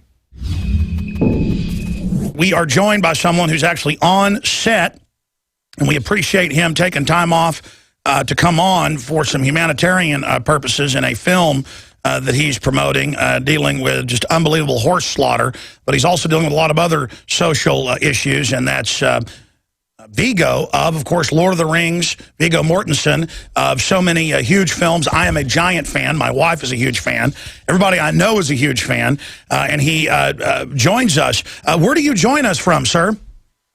Hi, I'm back in California, first time in many months. I'm actually at a photo lab. I'm working on, I have a publishing company too, and I'm fine-tuning some images for a new publication of ours. Yeah, I knew that you'd just been on a plane recently, and then we're doing some shoots. Well, it's great to have you with us. Thank you for coming on. There's so much to talk about. I know that you just were given the Dennis Hopper Award at the AM/FM Festival. Yeah, that was a big honor, and it was a lot of fun. The AM/FM inaugural festival down in Cathedral City by Palm Springs. It was a good event. A lot of really interesting artists and thoughtful people, and people know how to have a good time too. It was probably the most unpretentious film festival or award ceremony I've ever been to. I think it has a great future. I think it's real artists are going to go more and more to that festival, I think. Well, I appreciate you coming on the broadcast to talk about independent festivals, independent film, music. I know you're a huge supporter of that. What is your view on the growth of independent culture? Well, it's always been there, and it's always going to be there. It's just how much attention it gets. You know, when people don't hear about it very much, they think it's dead, or they think, artists have sold out or something. But there's people making original art all the time, interacting with each other. The great thing about something like the AM/FM festival down there is that it wasn't just about movies. It was about photographers and painters, sculptors, writers. And there were these gatherings where people would be on stage or in different venues talking about their artwork and getting a lot of ideas from other people working in different in a different medium that can inspire you a lot. I mean, I'm someone who I think that the reason that they honored me was not just because I was a friend of Dennis Hopper's and had worked with him in a couple of movies, but because we had a long friendship. where we shared a lot of ideas about painting and art and worked together in that, not just acting. And, you know, Dennis was always curious. Even towards the end of his life, he would always want to go see a new artist show or a new independent movie. He was curious, you know, and curiosity is something that we all have as kids. It's something that either gets beaten out of you or you somehow become ashamed or are led to be ashamed of the way you draw or your ideas or dressing up or playing make-believe and all that sort of stuff. And I think the function that artists have is to keep people childlike in a positive way, you know, to keep open to the world. I think that apart from traveling to different countries or different communities, different parts of your city, I think that art is one of the greatest anti-war and anti-poverty weapons there are. When your eyes are open and you see how other people live and how other people think and create, it's a lot less likely that you're going to be convinced by your army captain or your president or your politicians that it's a good idea to go bomb this or that country. It's a good idea to forget about this or that community or this group of people in your own country. I just think that that's something that kids play together. They don't look at what color the other kid is. They don't judge the other kid's drawing. You know, they go, "Oh, you drew that. Let me draw this. Oh, let me show you what you could add to that drawing." Or, you know, look at this thing I found. What do you think of this? You know, and comparing in a positive way. I think that's something that kids naturally do. When we get older, you know, I can speak for myself as an artist or as an actor even. You know, the make-believe kids when they're playing, when they're 5, 6, 7 years old, and they believe that they're cowboys or princesses or Robin Hood or, you know, Lakota chiefs or whatever they're doing, or Superman or Iron Man. You don't have to direct them. You don't have to say, let's do another take because I didn't really believe that you were convinced yourself. It's that joy of discovery. But as actors, when you're adult, you do need a director once in a while to say, I didn't believe that. Did you believe that? Well, you can do better. Come on. And it's because we get stiff, just like our muscles get stiff. You have to exercise your creative muscles, just like you have to exercise your body. Well, Viggo Mortensen, international superstar, joins us. You know, I know a few people out in Hollywood, and they've all told me you are the most down-to-earth, cool person they know. You speak, 6, 7 languages. You're a writer, painter, musician. I've seen some of the amazing YouTube interviews you've done, and there's so much I want to ask you in the limited time. I want to get into the sequel, Rise of the Renegades, dealing with the insanity of what's happening with wild horses with you. But shifting gears, the NSA, what do you make of the fact that just a few years ago people would say, oh, it's a conspiracy theory that they're listening to us, and now we learn they're targeting political dissidents. Aaron Swartz was being harassed. We're learning that they're using the IRS against political groups. Do you think there's an awakening happening, or do you think that now the system just doesn't care if we know that we're slaves, basically, Viggo? I think that there is an awakening. It's good that all these things are being talked about right now, today. But, you know, people have very short attention spans nowadays. You know, the more gadgets we have, the more phones and apps. And I mean, it started with the onslaught of cable TV way back when, and then the internet. And the more access we have, you would think the more informed we're going to be and the more connected we're going to be with each other. But people tend to go to the information that supports what they already believe. Yes. You know? And so people seem to get more disunited rather than more united, unfortunately. And when I say short attention span, yeah, the whole stuff about the NSA or about, you know, the IRS, about the drone strikes. I mean, how much are they talking about drone strikes right now? Not really at all. That's like another fad that just went away in the news cycle. And I think the problem is, and I think that politicians count on this, is that people can be, swayed. It's like, here's a piece of cheese, follow this piece of cheese, and go over there and pay attention to that for a while I take care of this other business. The problem with Obama, and I support a lot of things about him, I think he's a very intelligent man. I supported him both times. There wasn't really much of another option, obviously. But the thing is that the people that he appointed like the start to begin with in 2008. People he announced that we're going to be part of fixing the economic disaster that Bush left were the same people that had caused the problem on Wall Street, for example. So I didn't expect much there. His behavior in foreign policy, whether it be Iraq, Guantanamo, Afghanistan, people still think that Afghanistan is a good war. It's not any more of a good war than Iraq was. It's not any more of a sensible use of our resources and our, young people's lives. And the murder, not to mention the sure. Well, what about Obama getting a peace prize and then now putting Al Qaeda in Syria? That's ridiculous. I mean, unfortunately, Obama's government has not really been much different than Bush's in a lot of areas, and not just in foreign policy. Foreign policy is the most egregious. Like if we go into Syria now to try to help get rid of Assad, people in the Arab world aren't going to say, "Oh, isn't that great? The U.S. is doing something good," because the way they have seen the United States, the way they judge the United States, is based on how they behave in the Israel-Palestine situation, the way they have behaved since 1948. And every single president, including Obama, has given special treatment to Israel.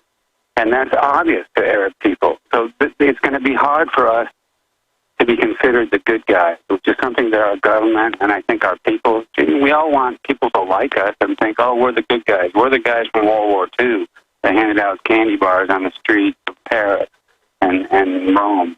We're the guys with the Marshall Plan. People don't see us that way, unfortunately. They see us as the bullies. It's not these Americans that are any nicer or less nice than other people in the world. We're just people. But our government, which represents us, absolutely has not been a good player. Very rarely has been a good player overseas. Viggo Mortensen is our guest. Going back to the NSA here, Peter King, Dick Cheney, others have called for his arrest. There's been news in the Daily Mail where they're talking about killing him. I think that Snowden is a hero leaking the NSA info. Viggo Mortensen, what would you like to say on that subject? I think he's definitely a very brave person. I also think it's ironic that all the Bush team, attack Obama, in fairness to Obama, for doing exactly the same thing they were doing. I mean, it's pretty hypocritical that behavior.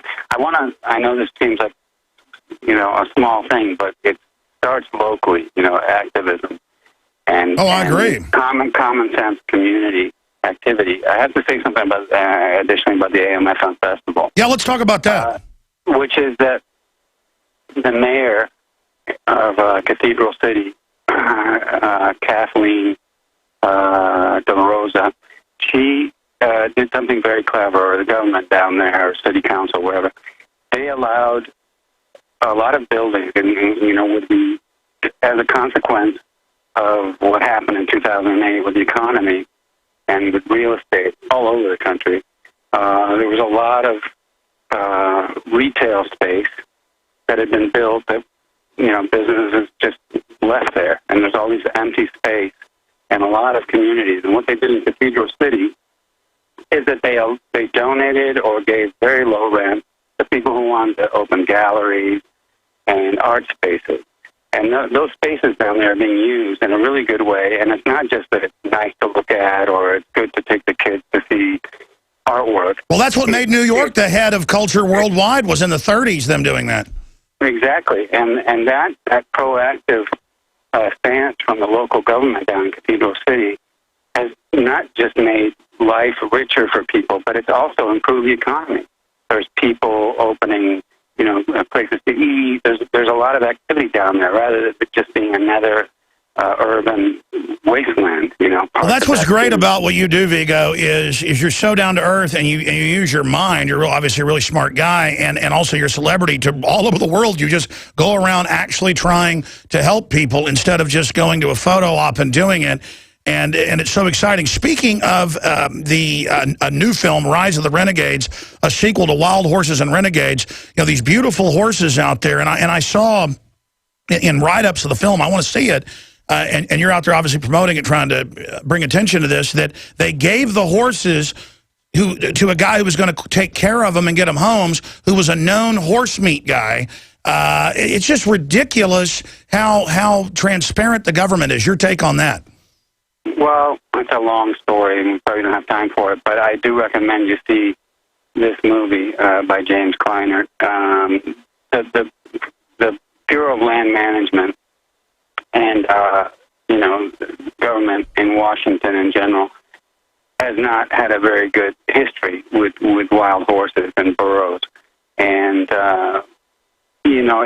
it's a lot of attention is being brought to the subject by this film, but also by a lot of other activists. Netta DeMaio is a woman who is tireless, probably has done more than anyone else on the subject. And it's connected to a lot of other things. One of the reasons that they want to get rid of these horses, or what happened during the Bush years when Cheney was in charge of that, was handing out free passes to corporations, whether it was legal or not, to go into protected areas where these horses are to extract resources, and building roads where you weren't allowed to build roads. And the judicial system was so clogged up with all these violations that these people knew that they could go in there and wreak havoc on our public land, which belonged to all Americans, and that it would take years for them to be processed, and they could extract the resources, ruin the place, and move on, and probably later settle out of court or something. It's a big problem. There's a lot of issues involved. It's not just about protecting wild horses, which is a great thing in itself. So folks need to see the film. We're going I encourage people to see the film, and just put wild horses or wild horses preservation. Do a little homework. That's the great thing about the internet. If you use it wisely, you can learn a lot of things. I learn things every day from it. But as far as the news, the things that you talk about on your program all the time, your listeners will often, I'm sure, be surprised that, really, that's what's going on? And then they'll go look it up.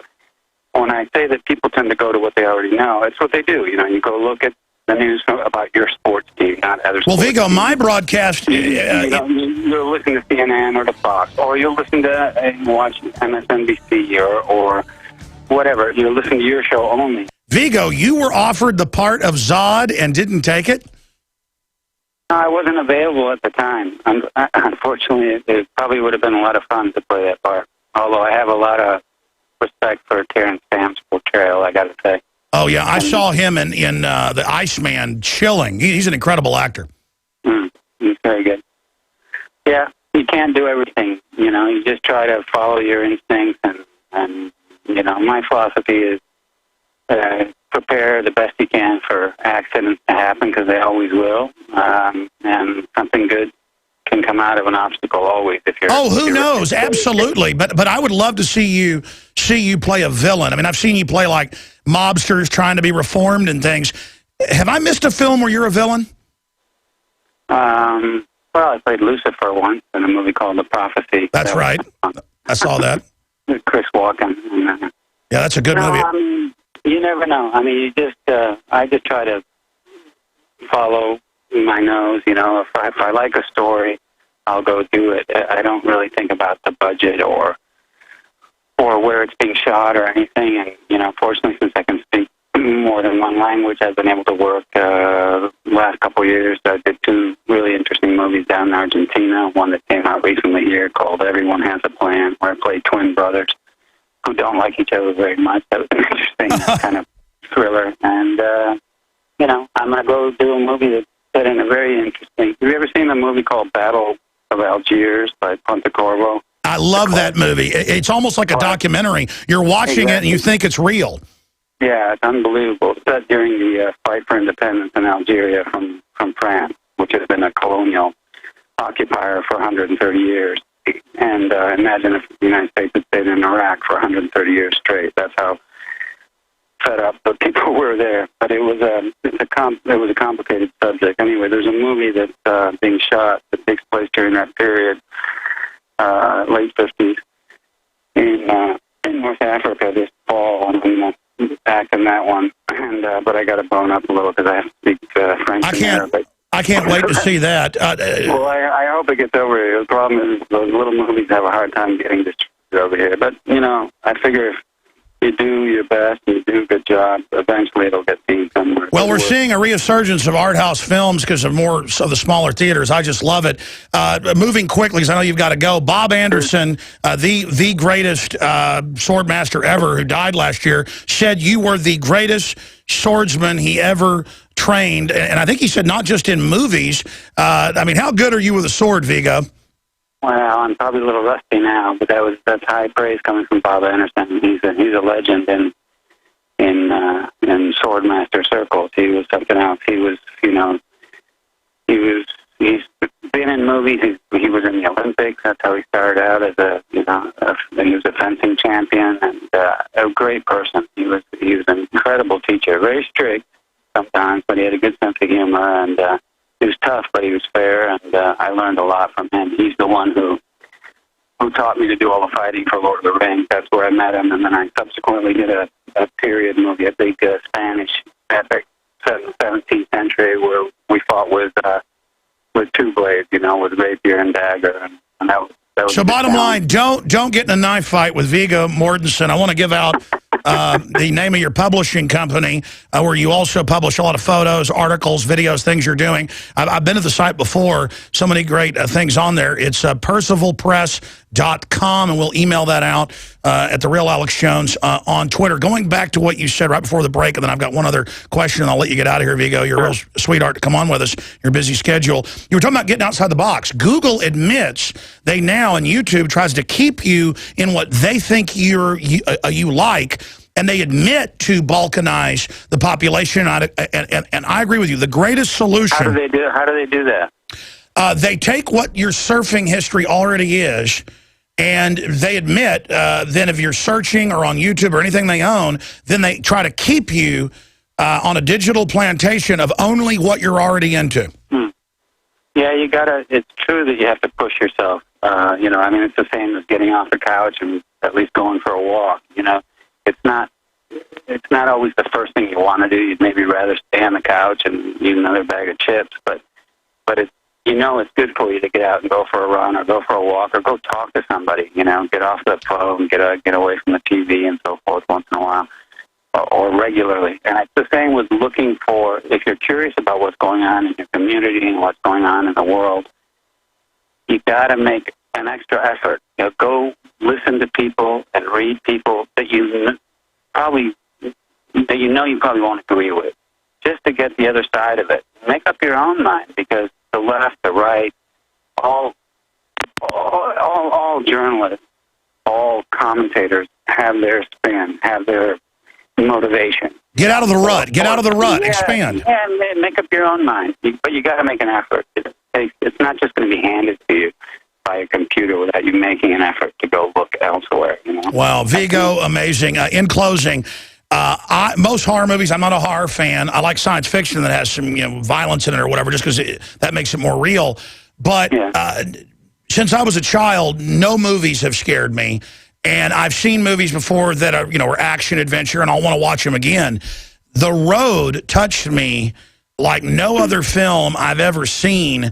And because I've studied history and things and had some experiences, it's so real. And I know within 10 days, most people become cannibals in Pentagon studies. In closing, that's a film that I am physically afraid to watch again because of almost the ancestral fears that it rises. And what if there's a nuclear war? What if our atmosphere? What if The Road? What can you say about that? Well, it's true. It's a harrowing experience to watch it, but it's also beautifully made. And John Hillcoat directed that movie, and John did a great job with a tough subject matter. And the boy in it, Cody Smith-McPhee, who's now he's over 6 feet tall. He's a man now, but he was fantastic in that movie. And it's unfortunate that at the last minute they decided not to distribute it as widely as they were going to. But like I say, good work eventually gets seen, and a lot of people on the street, as many people comment comment on that movie as they do any other movie. It really touched the nerve, and it's kind of like you say. It's a good warning in a way. It's like, if we don't want to end up that way, you got to take an action. Well, the most touching part is, in closing, is when Robert Duvall, you and your son are there, and he explains that boy's a god in this ugly, destroyed world. He doesn't say that, but that's what I got in the poetry of it, is that this youth, this energy, the creativity, the green shoots in a dead world, if children are our future. And, I mean, what did you take away by that writing? Yeah, it's beautiful. I mean, I would paraphrase in a way what he was saying, or how I would put it is, children are God. Pay attention. That doesn't mean spoil your kid, or it doesn't mean you're talking specifically about the kid, but remember what you felt when you were a kid. Remember your creative instincts. Remember your instincts for peace. Remember your instincts for fellowship and for making something beautiful out of life, not destroying the world and not destroying the lives of others, as adults often do, unfortunately. So remember, kid, remember yourself as a kid, and you're going to be on the right track. Well, Viggo Mortensen, you are a beautiful person, and I hope to meet you someday in person. God bless you for sharing your time with us and for trying to help humanity. You're an example to us all, and I look forward to speaking to you again. Thank you very much for your time. Thank you, Viggo.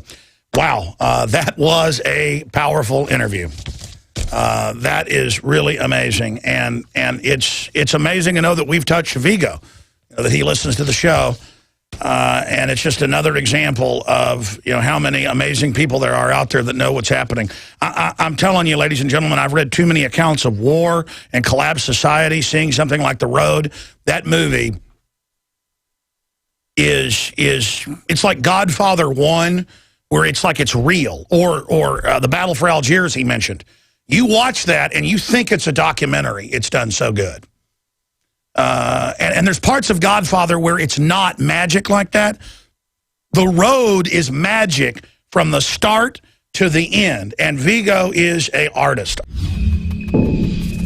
A great interview right there. It's very encouraging to see people awake, and not only awake, but willing to stand on their principles, because we hear that there are many people who are allegedly awake and interested in these type of issues, but they don't want to talk about it for political reasons, or they think it's going to impact their next film. But this guy comes out and he says, hey, I'm awake, and I want everybody to know about this, as many of my fans as possible. So definitely appreciate you, Mr. Mortensen, taking time to be with us, and we'll look forward to you being back on the show in the future. Now stay tuned right after this break, because I'll be talking to Mike Cargill.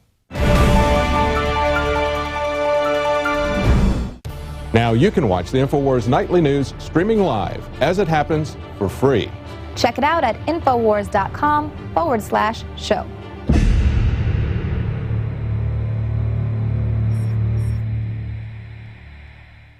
Many anthropologists and archaeologists believe that before man even discovered the power to harness and use fire, we were involved in agrarian activities. That is, taking the seeds of plants and then replanting them to produce more. The very foundation of our modern civilization and human culture is centered around the planting and cultivation of edible plants, fruits, vegetables, nuts, you name it. And the globalists have been going after gardening. They've been harassing people that have gardens in their front yards or their backyards. They've called for licenses for people to have gardens, because you can't trust prisoners in the police state America to be able to grow their own food.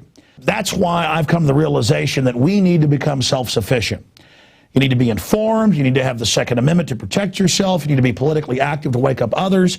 You need to filter your water. But you also need to plant a garden. Even if you live in an apartment, you can do this. If you live in the countryside, obviously you can do it on a grand scale.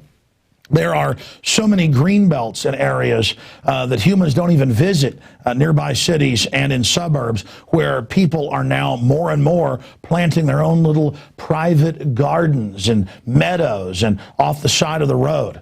Ladies and gentlemen, it is a revolutionary act to unplug from the television, to unplug from the computer and all the globalist propaganda, and to go out in your backyard or your front yard or planters at your apartment or on the roof of the building where you live, and to plant a garden. Here are some of the amazing deals at Infowars Seed Center at InfowarsShop.com. The Survival Seed Vault by My Patriot Supply features only the finest survival heirloom seeds for a robust and hardy garden, even in the toughest of times. The ARC All-in-One Seed Kit contains 70 varieties of 50,000 seeds of fruits, vegetables, medicinal, and culinary herbs. All ARC seeds are heirloom. Each type is labeled and sealed separately for ease of use and longevity. The Deluxe Emergency Seed Bank combines 3 of Emergency Seed Bank's top sellers: the Family Survival Emergency Seed Bank, the Medicinal Herb Seeds Pack, and the Culinary Herb Seeds Pack.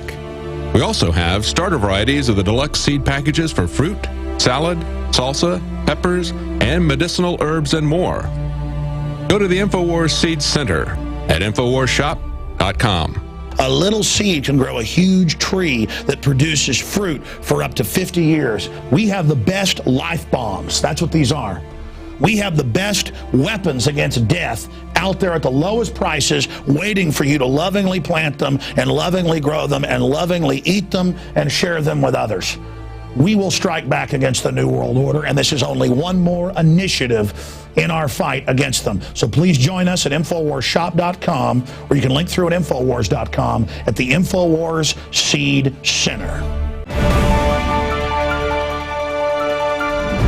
And welcome back. Our guest tonight is Michael Cargill of Central Texas Gunworks. If you were watching the Alex Jones radio show today, you heard him right after Viggo Morrison. Alex was pretty excited about both those interviews, but Michael is here. He is a Second Amendment advocate, a leader in his community. He's going to talk to us about all things Second Amendment. Thanks for joining us, Michael. Thank you for having me. All right, now, there's a lot of stuff, but, you know, I told you this off the record, you know, off camera, that the reason we have you in studio is because Alex was watching one of your debates last week, a town hall debate, and Alex was like, we need to get that guy on the show. I was like, Alex, man, I talk to that guy like every 2 weeks. He's at every event I go to. And I was like, well, I haven't talked to him yet. So that's what brought you here in the studio. Just tell us a little bit about that debate.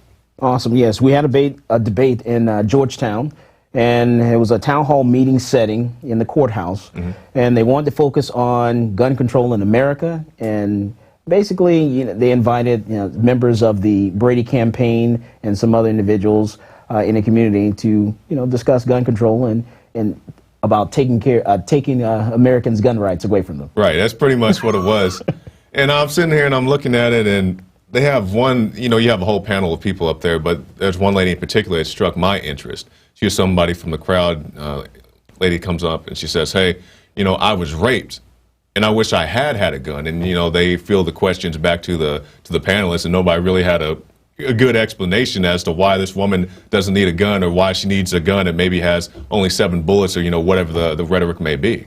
Right. You have some people that have that mindset of, just like the Virginia Tech shooting, that when the shooter came into the one room and fired a few shots and then left that room, went to a different room, one guy that was laying on the floor grabbed the only weapon he could, which was his cell phone, right, and dialed 911. And being on the phone 20 minutes with the 911 operator, the shooter then came back into the room again, ended up shooting him in the rear. And then a young lady next to him grabbed his phone, and the shooter went out again. And then she's on the phone with 911, and then the shooter comes back into the room and continues shooting. Right. And they will tell you that in a situation like that, they still believe that anyone with a concealed handgun license would not have been able to help them. And that's the whole thing. Like, well, what if you missed? Okay, what if I scared the guy away? Right. And that was one of the things. I think that's the last time I actually saw you was at the rally at the Capitol, and that was one of the very things that you were marching for was carry on campus. Tell us about that. Right. I'm a big supporter of concealed carry on campus because back when I was in the military, I got a phone call by way of the Red Cross that said that I had a family emergency. I need to come home. So I went home to find out that my grandmother decided that at 70 years old, she was going to travel back to college to get her college degree. My grandmother only got a high school education. So at 70, she wanted to become a nurse. Well, while she was traveling from a college library, sitting at a bus stop waiting for a bus to come, a guy came along, mugged her, and raped her. Wow, at the bus stop? At the bus stop. And I decided at that point that I would make sure that every female in my family had the tools they needed to protect themselves. It's not about, being able to carry a police officer on your back or your shoulders. It's not about me helping women out. It's about empowering them to protect themselves and not needing a man to do that for them. And that's exactly what we see, because when we talk to these people at the town halls and we talk them at the, the debates, the marches, wherever they may be, and they're, for stricter gun control, they say, well, if you have a problem, call the police. You know, and the thing is, 2 minutes. Okay, let's say the cops do get you at 2 minutes. How much damage can be done in 2 minutes? I don't want to wait for the police officer to get there. As well-intentioned as he may be, as well-armed as he may be, that's not helping me right now in this moment. Right. We had a shooting in University of Texas back in September 2010. Guy with the AK-47 came onto the campus, shot a couple rounds in the air, went into the library, went upstairs, shot and killed himself. Do you know who the first police department was that arrived on the scene? Who was that? It was APD, not UTPD. The first police officer that arrived on the scene, you know how long it took him to get there after the first shots were fired? How long was that? It was 20 minutes. Your longest shootouts take place in 12 minutes. Your longest shootouts take place in 30 seconds. So 12 minutes to get there. The first police officer that arrived in the scene did not go into the building right away. You want to know why? Why? Because the shooter had an AK-47 and he was a motorcycle cop with a handgun. And he was waiting for backup to arrive, more firepower. See, I don't want to be that person who's waiting for police to come and save me. I want to have the tools I need to protect myself and to protect my family. And you brought up a very good point there, because the things, well, the police get here, now the police are here, and I'm not mad at the cop. You know, he was outgunned, you know, whatever the situation may have been, but now you have to wait for, you know, more backup to arrive, possibly a SWAT team. How long does it take a SWAT team to get together to get out there on the road? Correct. And people will tell you that, well, what if the police officer arrive at the scene and see the CHL holder with the gun? They're going to, you know, mistake that person as a shooter. No, that's not going to happen like that. That CHL holder, when he gets that person in sight, will deploy that firearm, stop that individual, reholster that firearm, and then start giving first aid to the other people that have been shot. Exactly. By the time the paramedics get there, that person will need first aid from giving first aid. Yeah, I mean, that's the thing. People who have a CHL, responsible gun handlers, you know, they're not going to run around like a John Wayne movie waving their gun in the air. They're going to wait until the moment, if that should ever occur, pull out, draw down, fire, and then reholster. You made a very good point. But you also brought up another point that a lot of people will criticize. Well, the guy in this particular situation had an AK-47. Why does this guy need an AK-47? Nobody should have an AK-47. What would you say to somebody like that? Well, no one needs a Mercedes, no one needs a BMW, but we all want them, so we can afford to buy them. So, you know, don't tell me what I cannot have. This is the United States of America, and that's why it's called the land of the free, land of the brave. Right. All right, now there's a lot of topics I want to talk about with you. We had an article about you earlier this year, back in January. Texas gun shop owner calls for Groupon boycott after deal is nixed. Tell us about that. Oh, yeah. We did a deal with Groupon, and we did a concealed handgun license class for 2 people. And so the deal went live, and after 1 day of the deal going live, my Groupon rep gave me a call, and they said, man, Mike, you know, your deal is going great. You know, it's looking like it's going to sell out. You know, can we increase the amount of people that can purchase the deal? I told them, sure. So go ahead and let's, you know, double it or triple it. You know, whatever you want to do, I'll go ahead and sign, you know, the contract or send you an email, and we'll make it happen. Right. Because we do everything in writing. They said, great. So they went forth and do great things. That next morning, I came into work. He called me up. He said, well, you know, Mike, the CEO of Groupon has decided to suspend all gun deals, anything related to gun ranges, shooting clays, shooting classes, groups, anything. Yeah. Anything dealing with guns, they're going to cancel those deals. And I said, why? You know, the deal's going great. Well, because of the incident in Connecticut and what's going on. So now we have to stop everything gun related. So now we're going to focus on certain tools. It's okay, you know, to have a deal where you go to a porn studio or something like that, but it's not okay to have, you know, the gun deal. Where people are actually learning safety and learning the laws of how to protect themselves. It's such a knee-jerk reaction because there's an incident.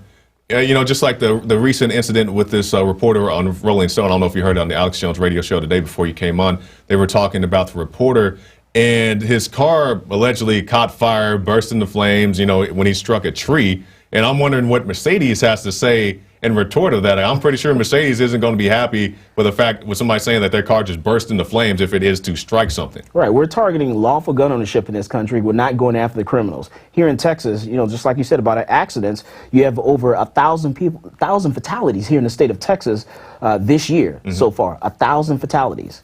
Okay, on our Texas highways. Right. You know, you ask them how many people have been killed by firearms. You're not going to come up with 1,000. Right. And that's the thing, because we see all these groups, they're saying, well, we need this to protect the children. We need this to protect the children. I actually have this article right here. It says 15-year-old son of deputy shoots burglary suspect. So this is a situation where a child, you know, a child was left home alone. I believe he had his sister at home with him at the time. Somebody breaks into the house. The young man pulls out his father's AR-15, repeatedly shoots two suspects, hits them both. Lo and behold, a kid actually knows how to aim, hits them both, drives them away. But then you have people saying this kid should have never been home alone with these weapons. No, and Texas law allows for that. It's called Penal Code Section 46.13. There's a section in it that says that if your child gets access to your firearm to protect themselves or the family, then there's no prosecution for that. You know, it gives you a little way out. So, hey, you know, we look out for people, you know, that break into our homes and the kids are home and they get access to the firearm and use it responsibly to stop that threat. Exactly. And speaking more on that, we have this home alone 12-year-old shoots intruder. Now, this is a young lady in Oklahoma. She was home alone. Somebody breaks into the house. She calls mom, "Mom, what do I do?" Mom says, "Grab the gun, run to the closet." Young lady hides in the closet, hoping to be undetected. The gentleman or the intruder comes to the door, opens the door, it's wiggling the handle. She shoots through. Lo and behold, hits the guy. And see, we talk about a plan all the time in class. You got to have a plan. You need to have a plan of what you're going to do to protect yourself and your family. I tell people, you know, if someone breaks into your house, what is your plan? What are you going to do? Where's that gun located? Is there around the chamber? Is it on safety? What are steps that have to take you to fire that gun?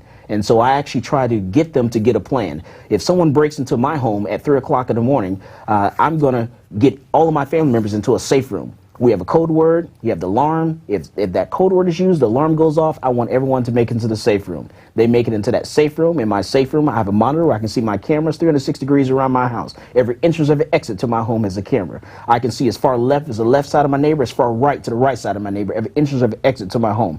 They break into my home, my family members are accounted for. I'm not going to accidentally shoot one of my loved ones. I want to stop that threat. So it's about having a plan and protecting your family, because when it boils down to it, no one's going to protect you or your family. Police are not going to arrive there in enough time. Right. That's a very, very good point, because you get all these people, and even people who are responsible gun owners, the situation they run into. If somebody, lo and behold, breaks into my house, I don't want to accidentally shoot a family member. So I heard you talk about things such as code words and places to go. Can you elaborate a little bit more on that? Right.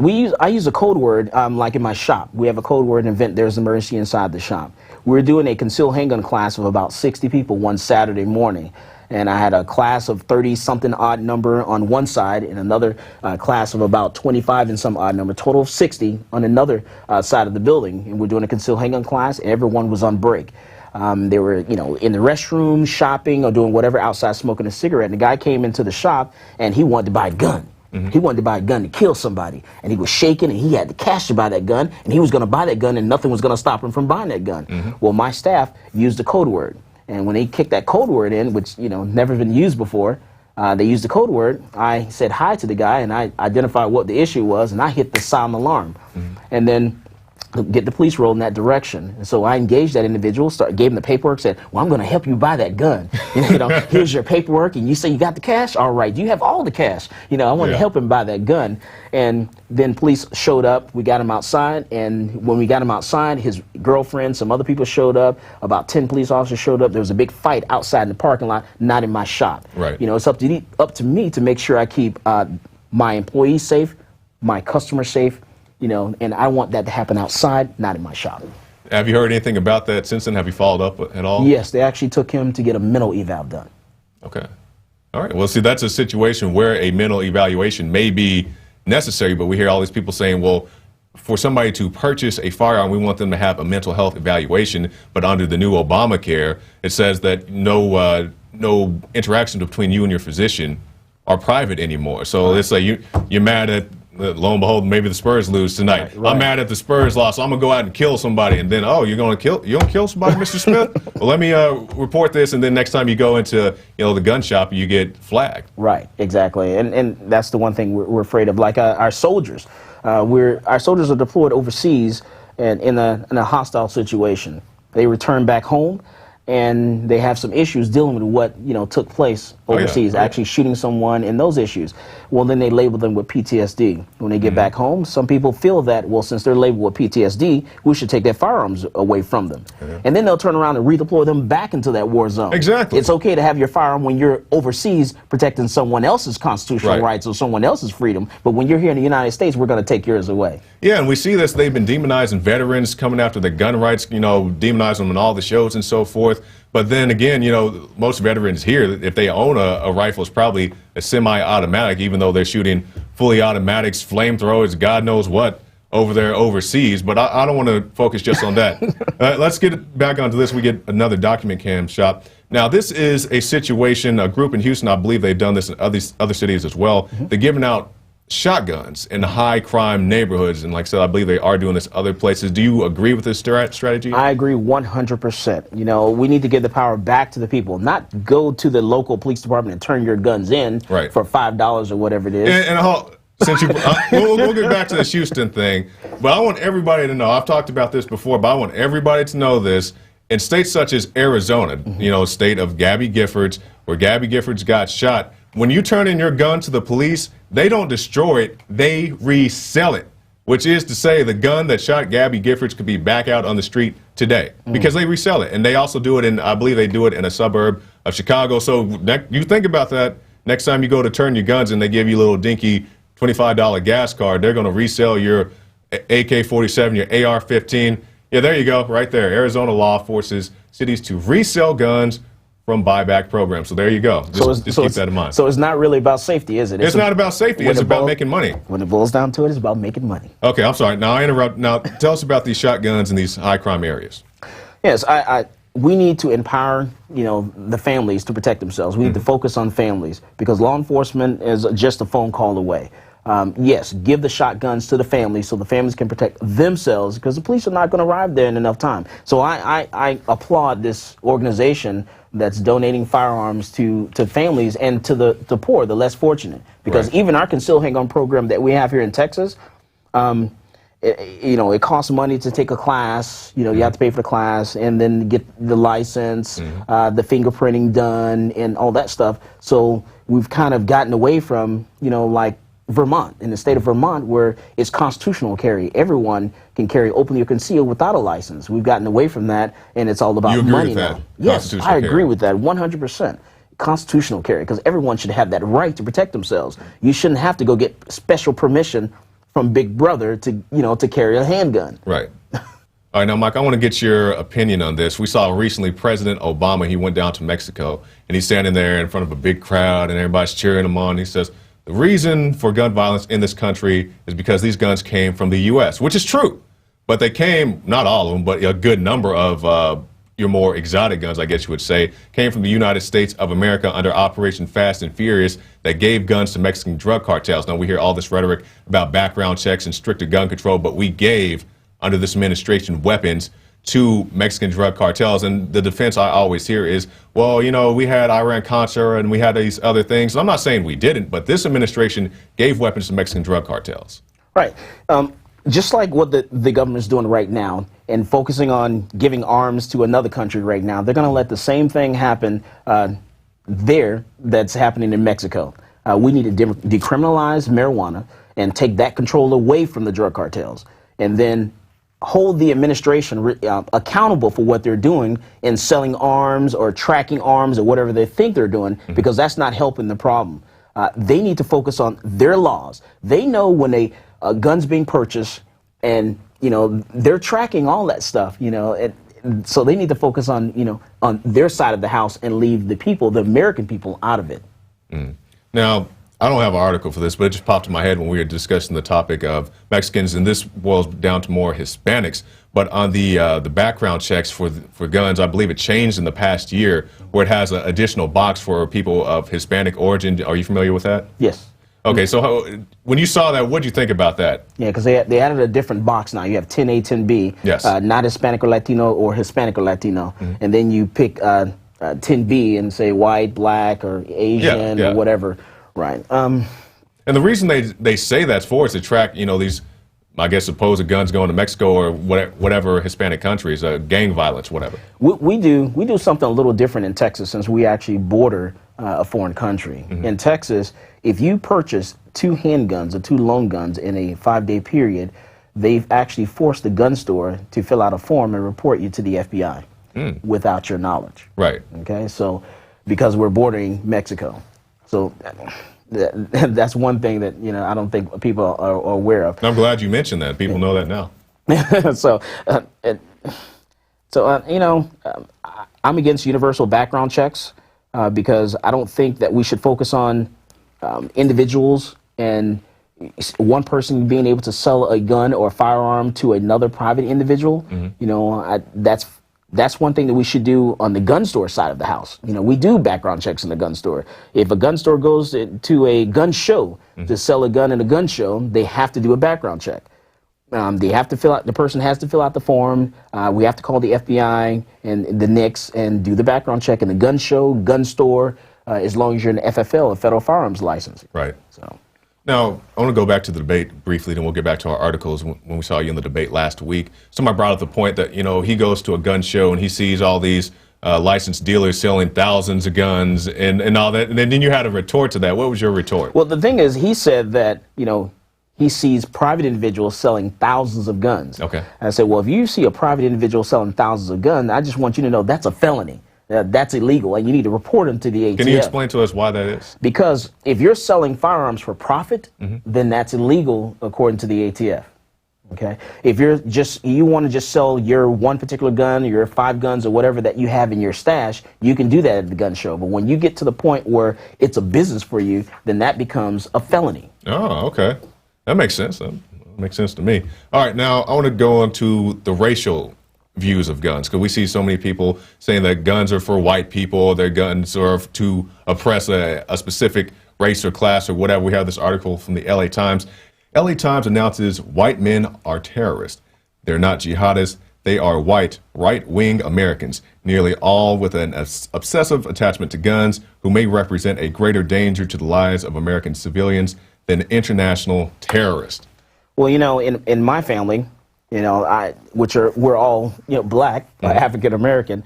I actually was raised by a retired minister, and he was 96. My great-grandfather was 96 when he died.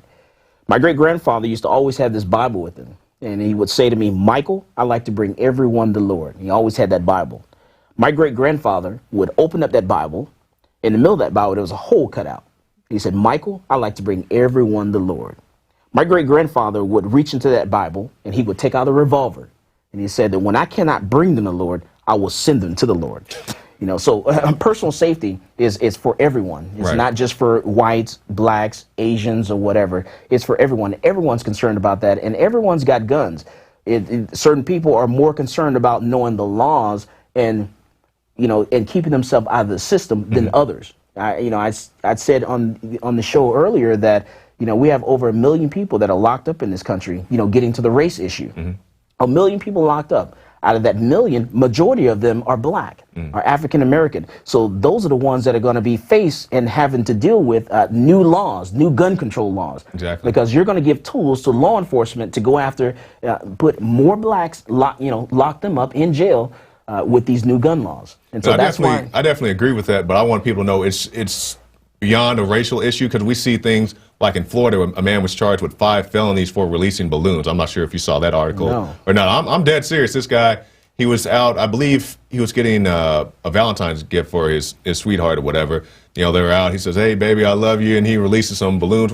Cop pulls up. Excuse me, sir, did you just release those balloons? Like, yeah, I'm just hanging out. Shack, take him to the paddy wagon, and now this guy got hit with 5 felonies. Wow. I'm not exactly sure, you know, what happened to him after that, but just the notion that you can be charged for something so simple, something so meaningless, is just another attempt to get everybody into the system. Right. And I'm curious what the charge was on that. It was, I don't know, maybe we can pull that up real quick. And I tell you, a felony, you get charged with a felony. That means you, according to the federal government, you cannot possess or own a firearm. And that's the whole point.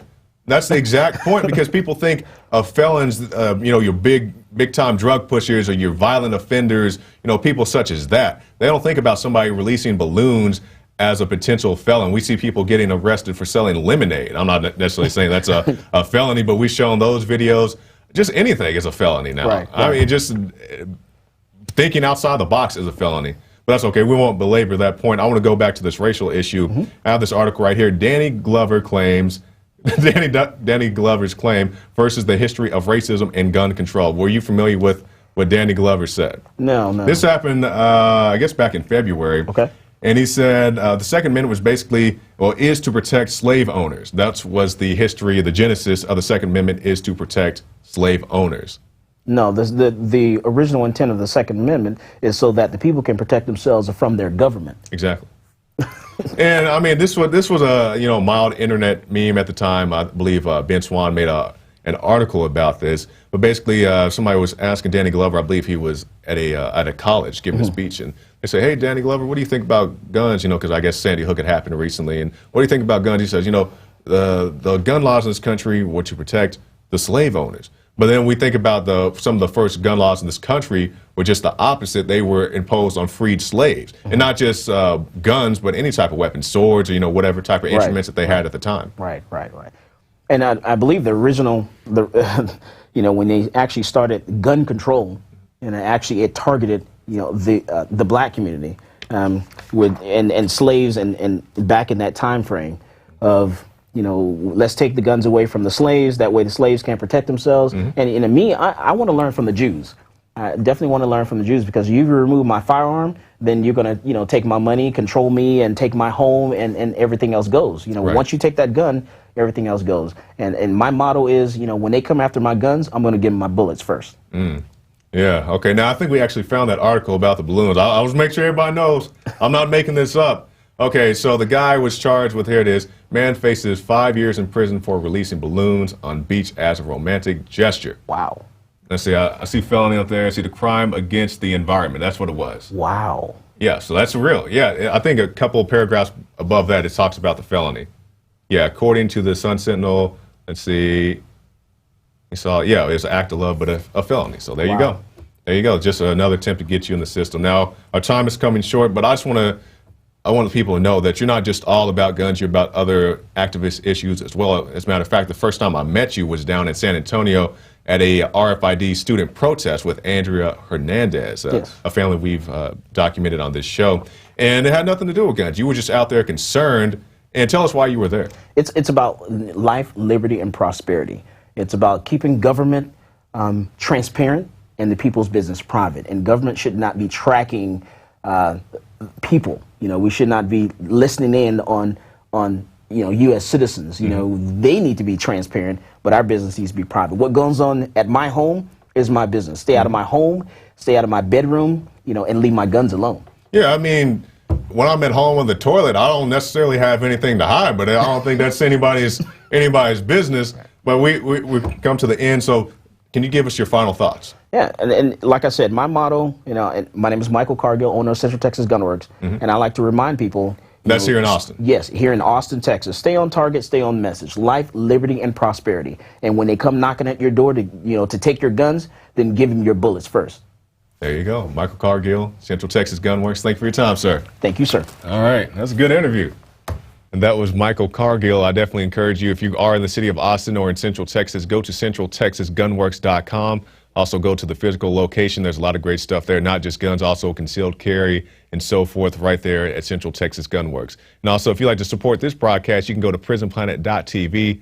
You can see the Alex Jones radio show, the nightly news, the special reports.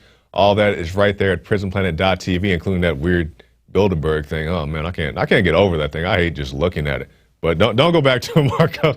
But also, you can go to the Infowars shop and pick up some good Come and Take It shirts, because we had a lot of Second Amendment news today, so you can see them all right there. The AK-47, the AR-15, the one for the ladies, all of it is right there on the Infowars store.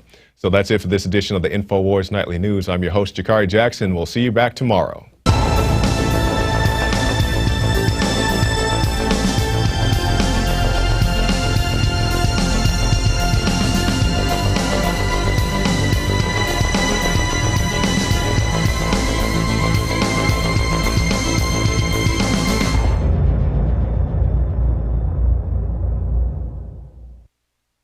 Now you can watch The Alex Jones Show live as it happens at Infowars.com/show. You'll find links to all of our content there and a free 15-day trial for Prison Planet TV. More than 60 movies and documentaries all in one place at Infowars.com/show.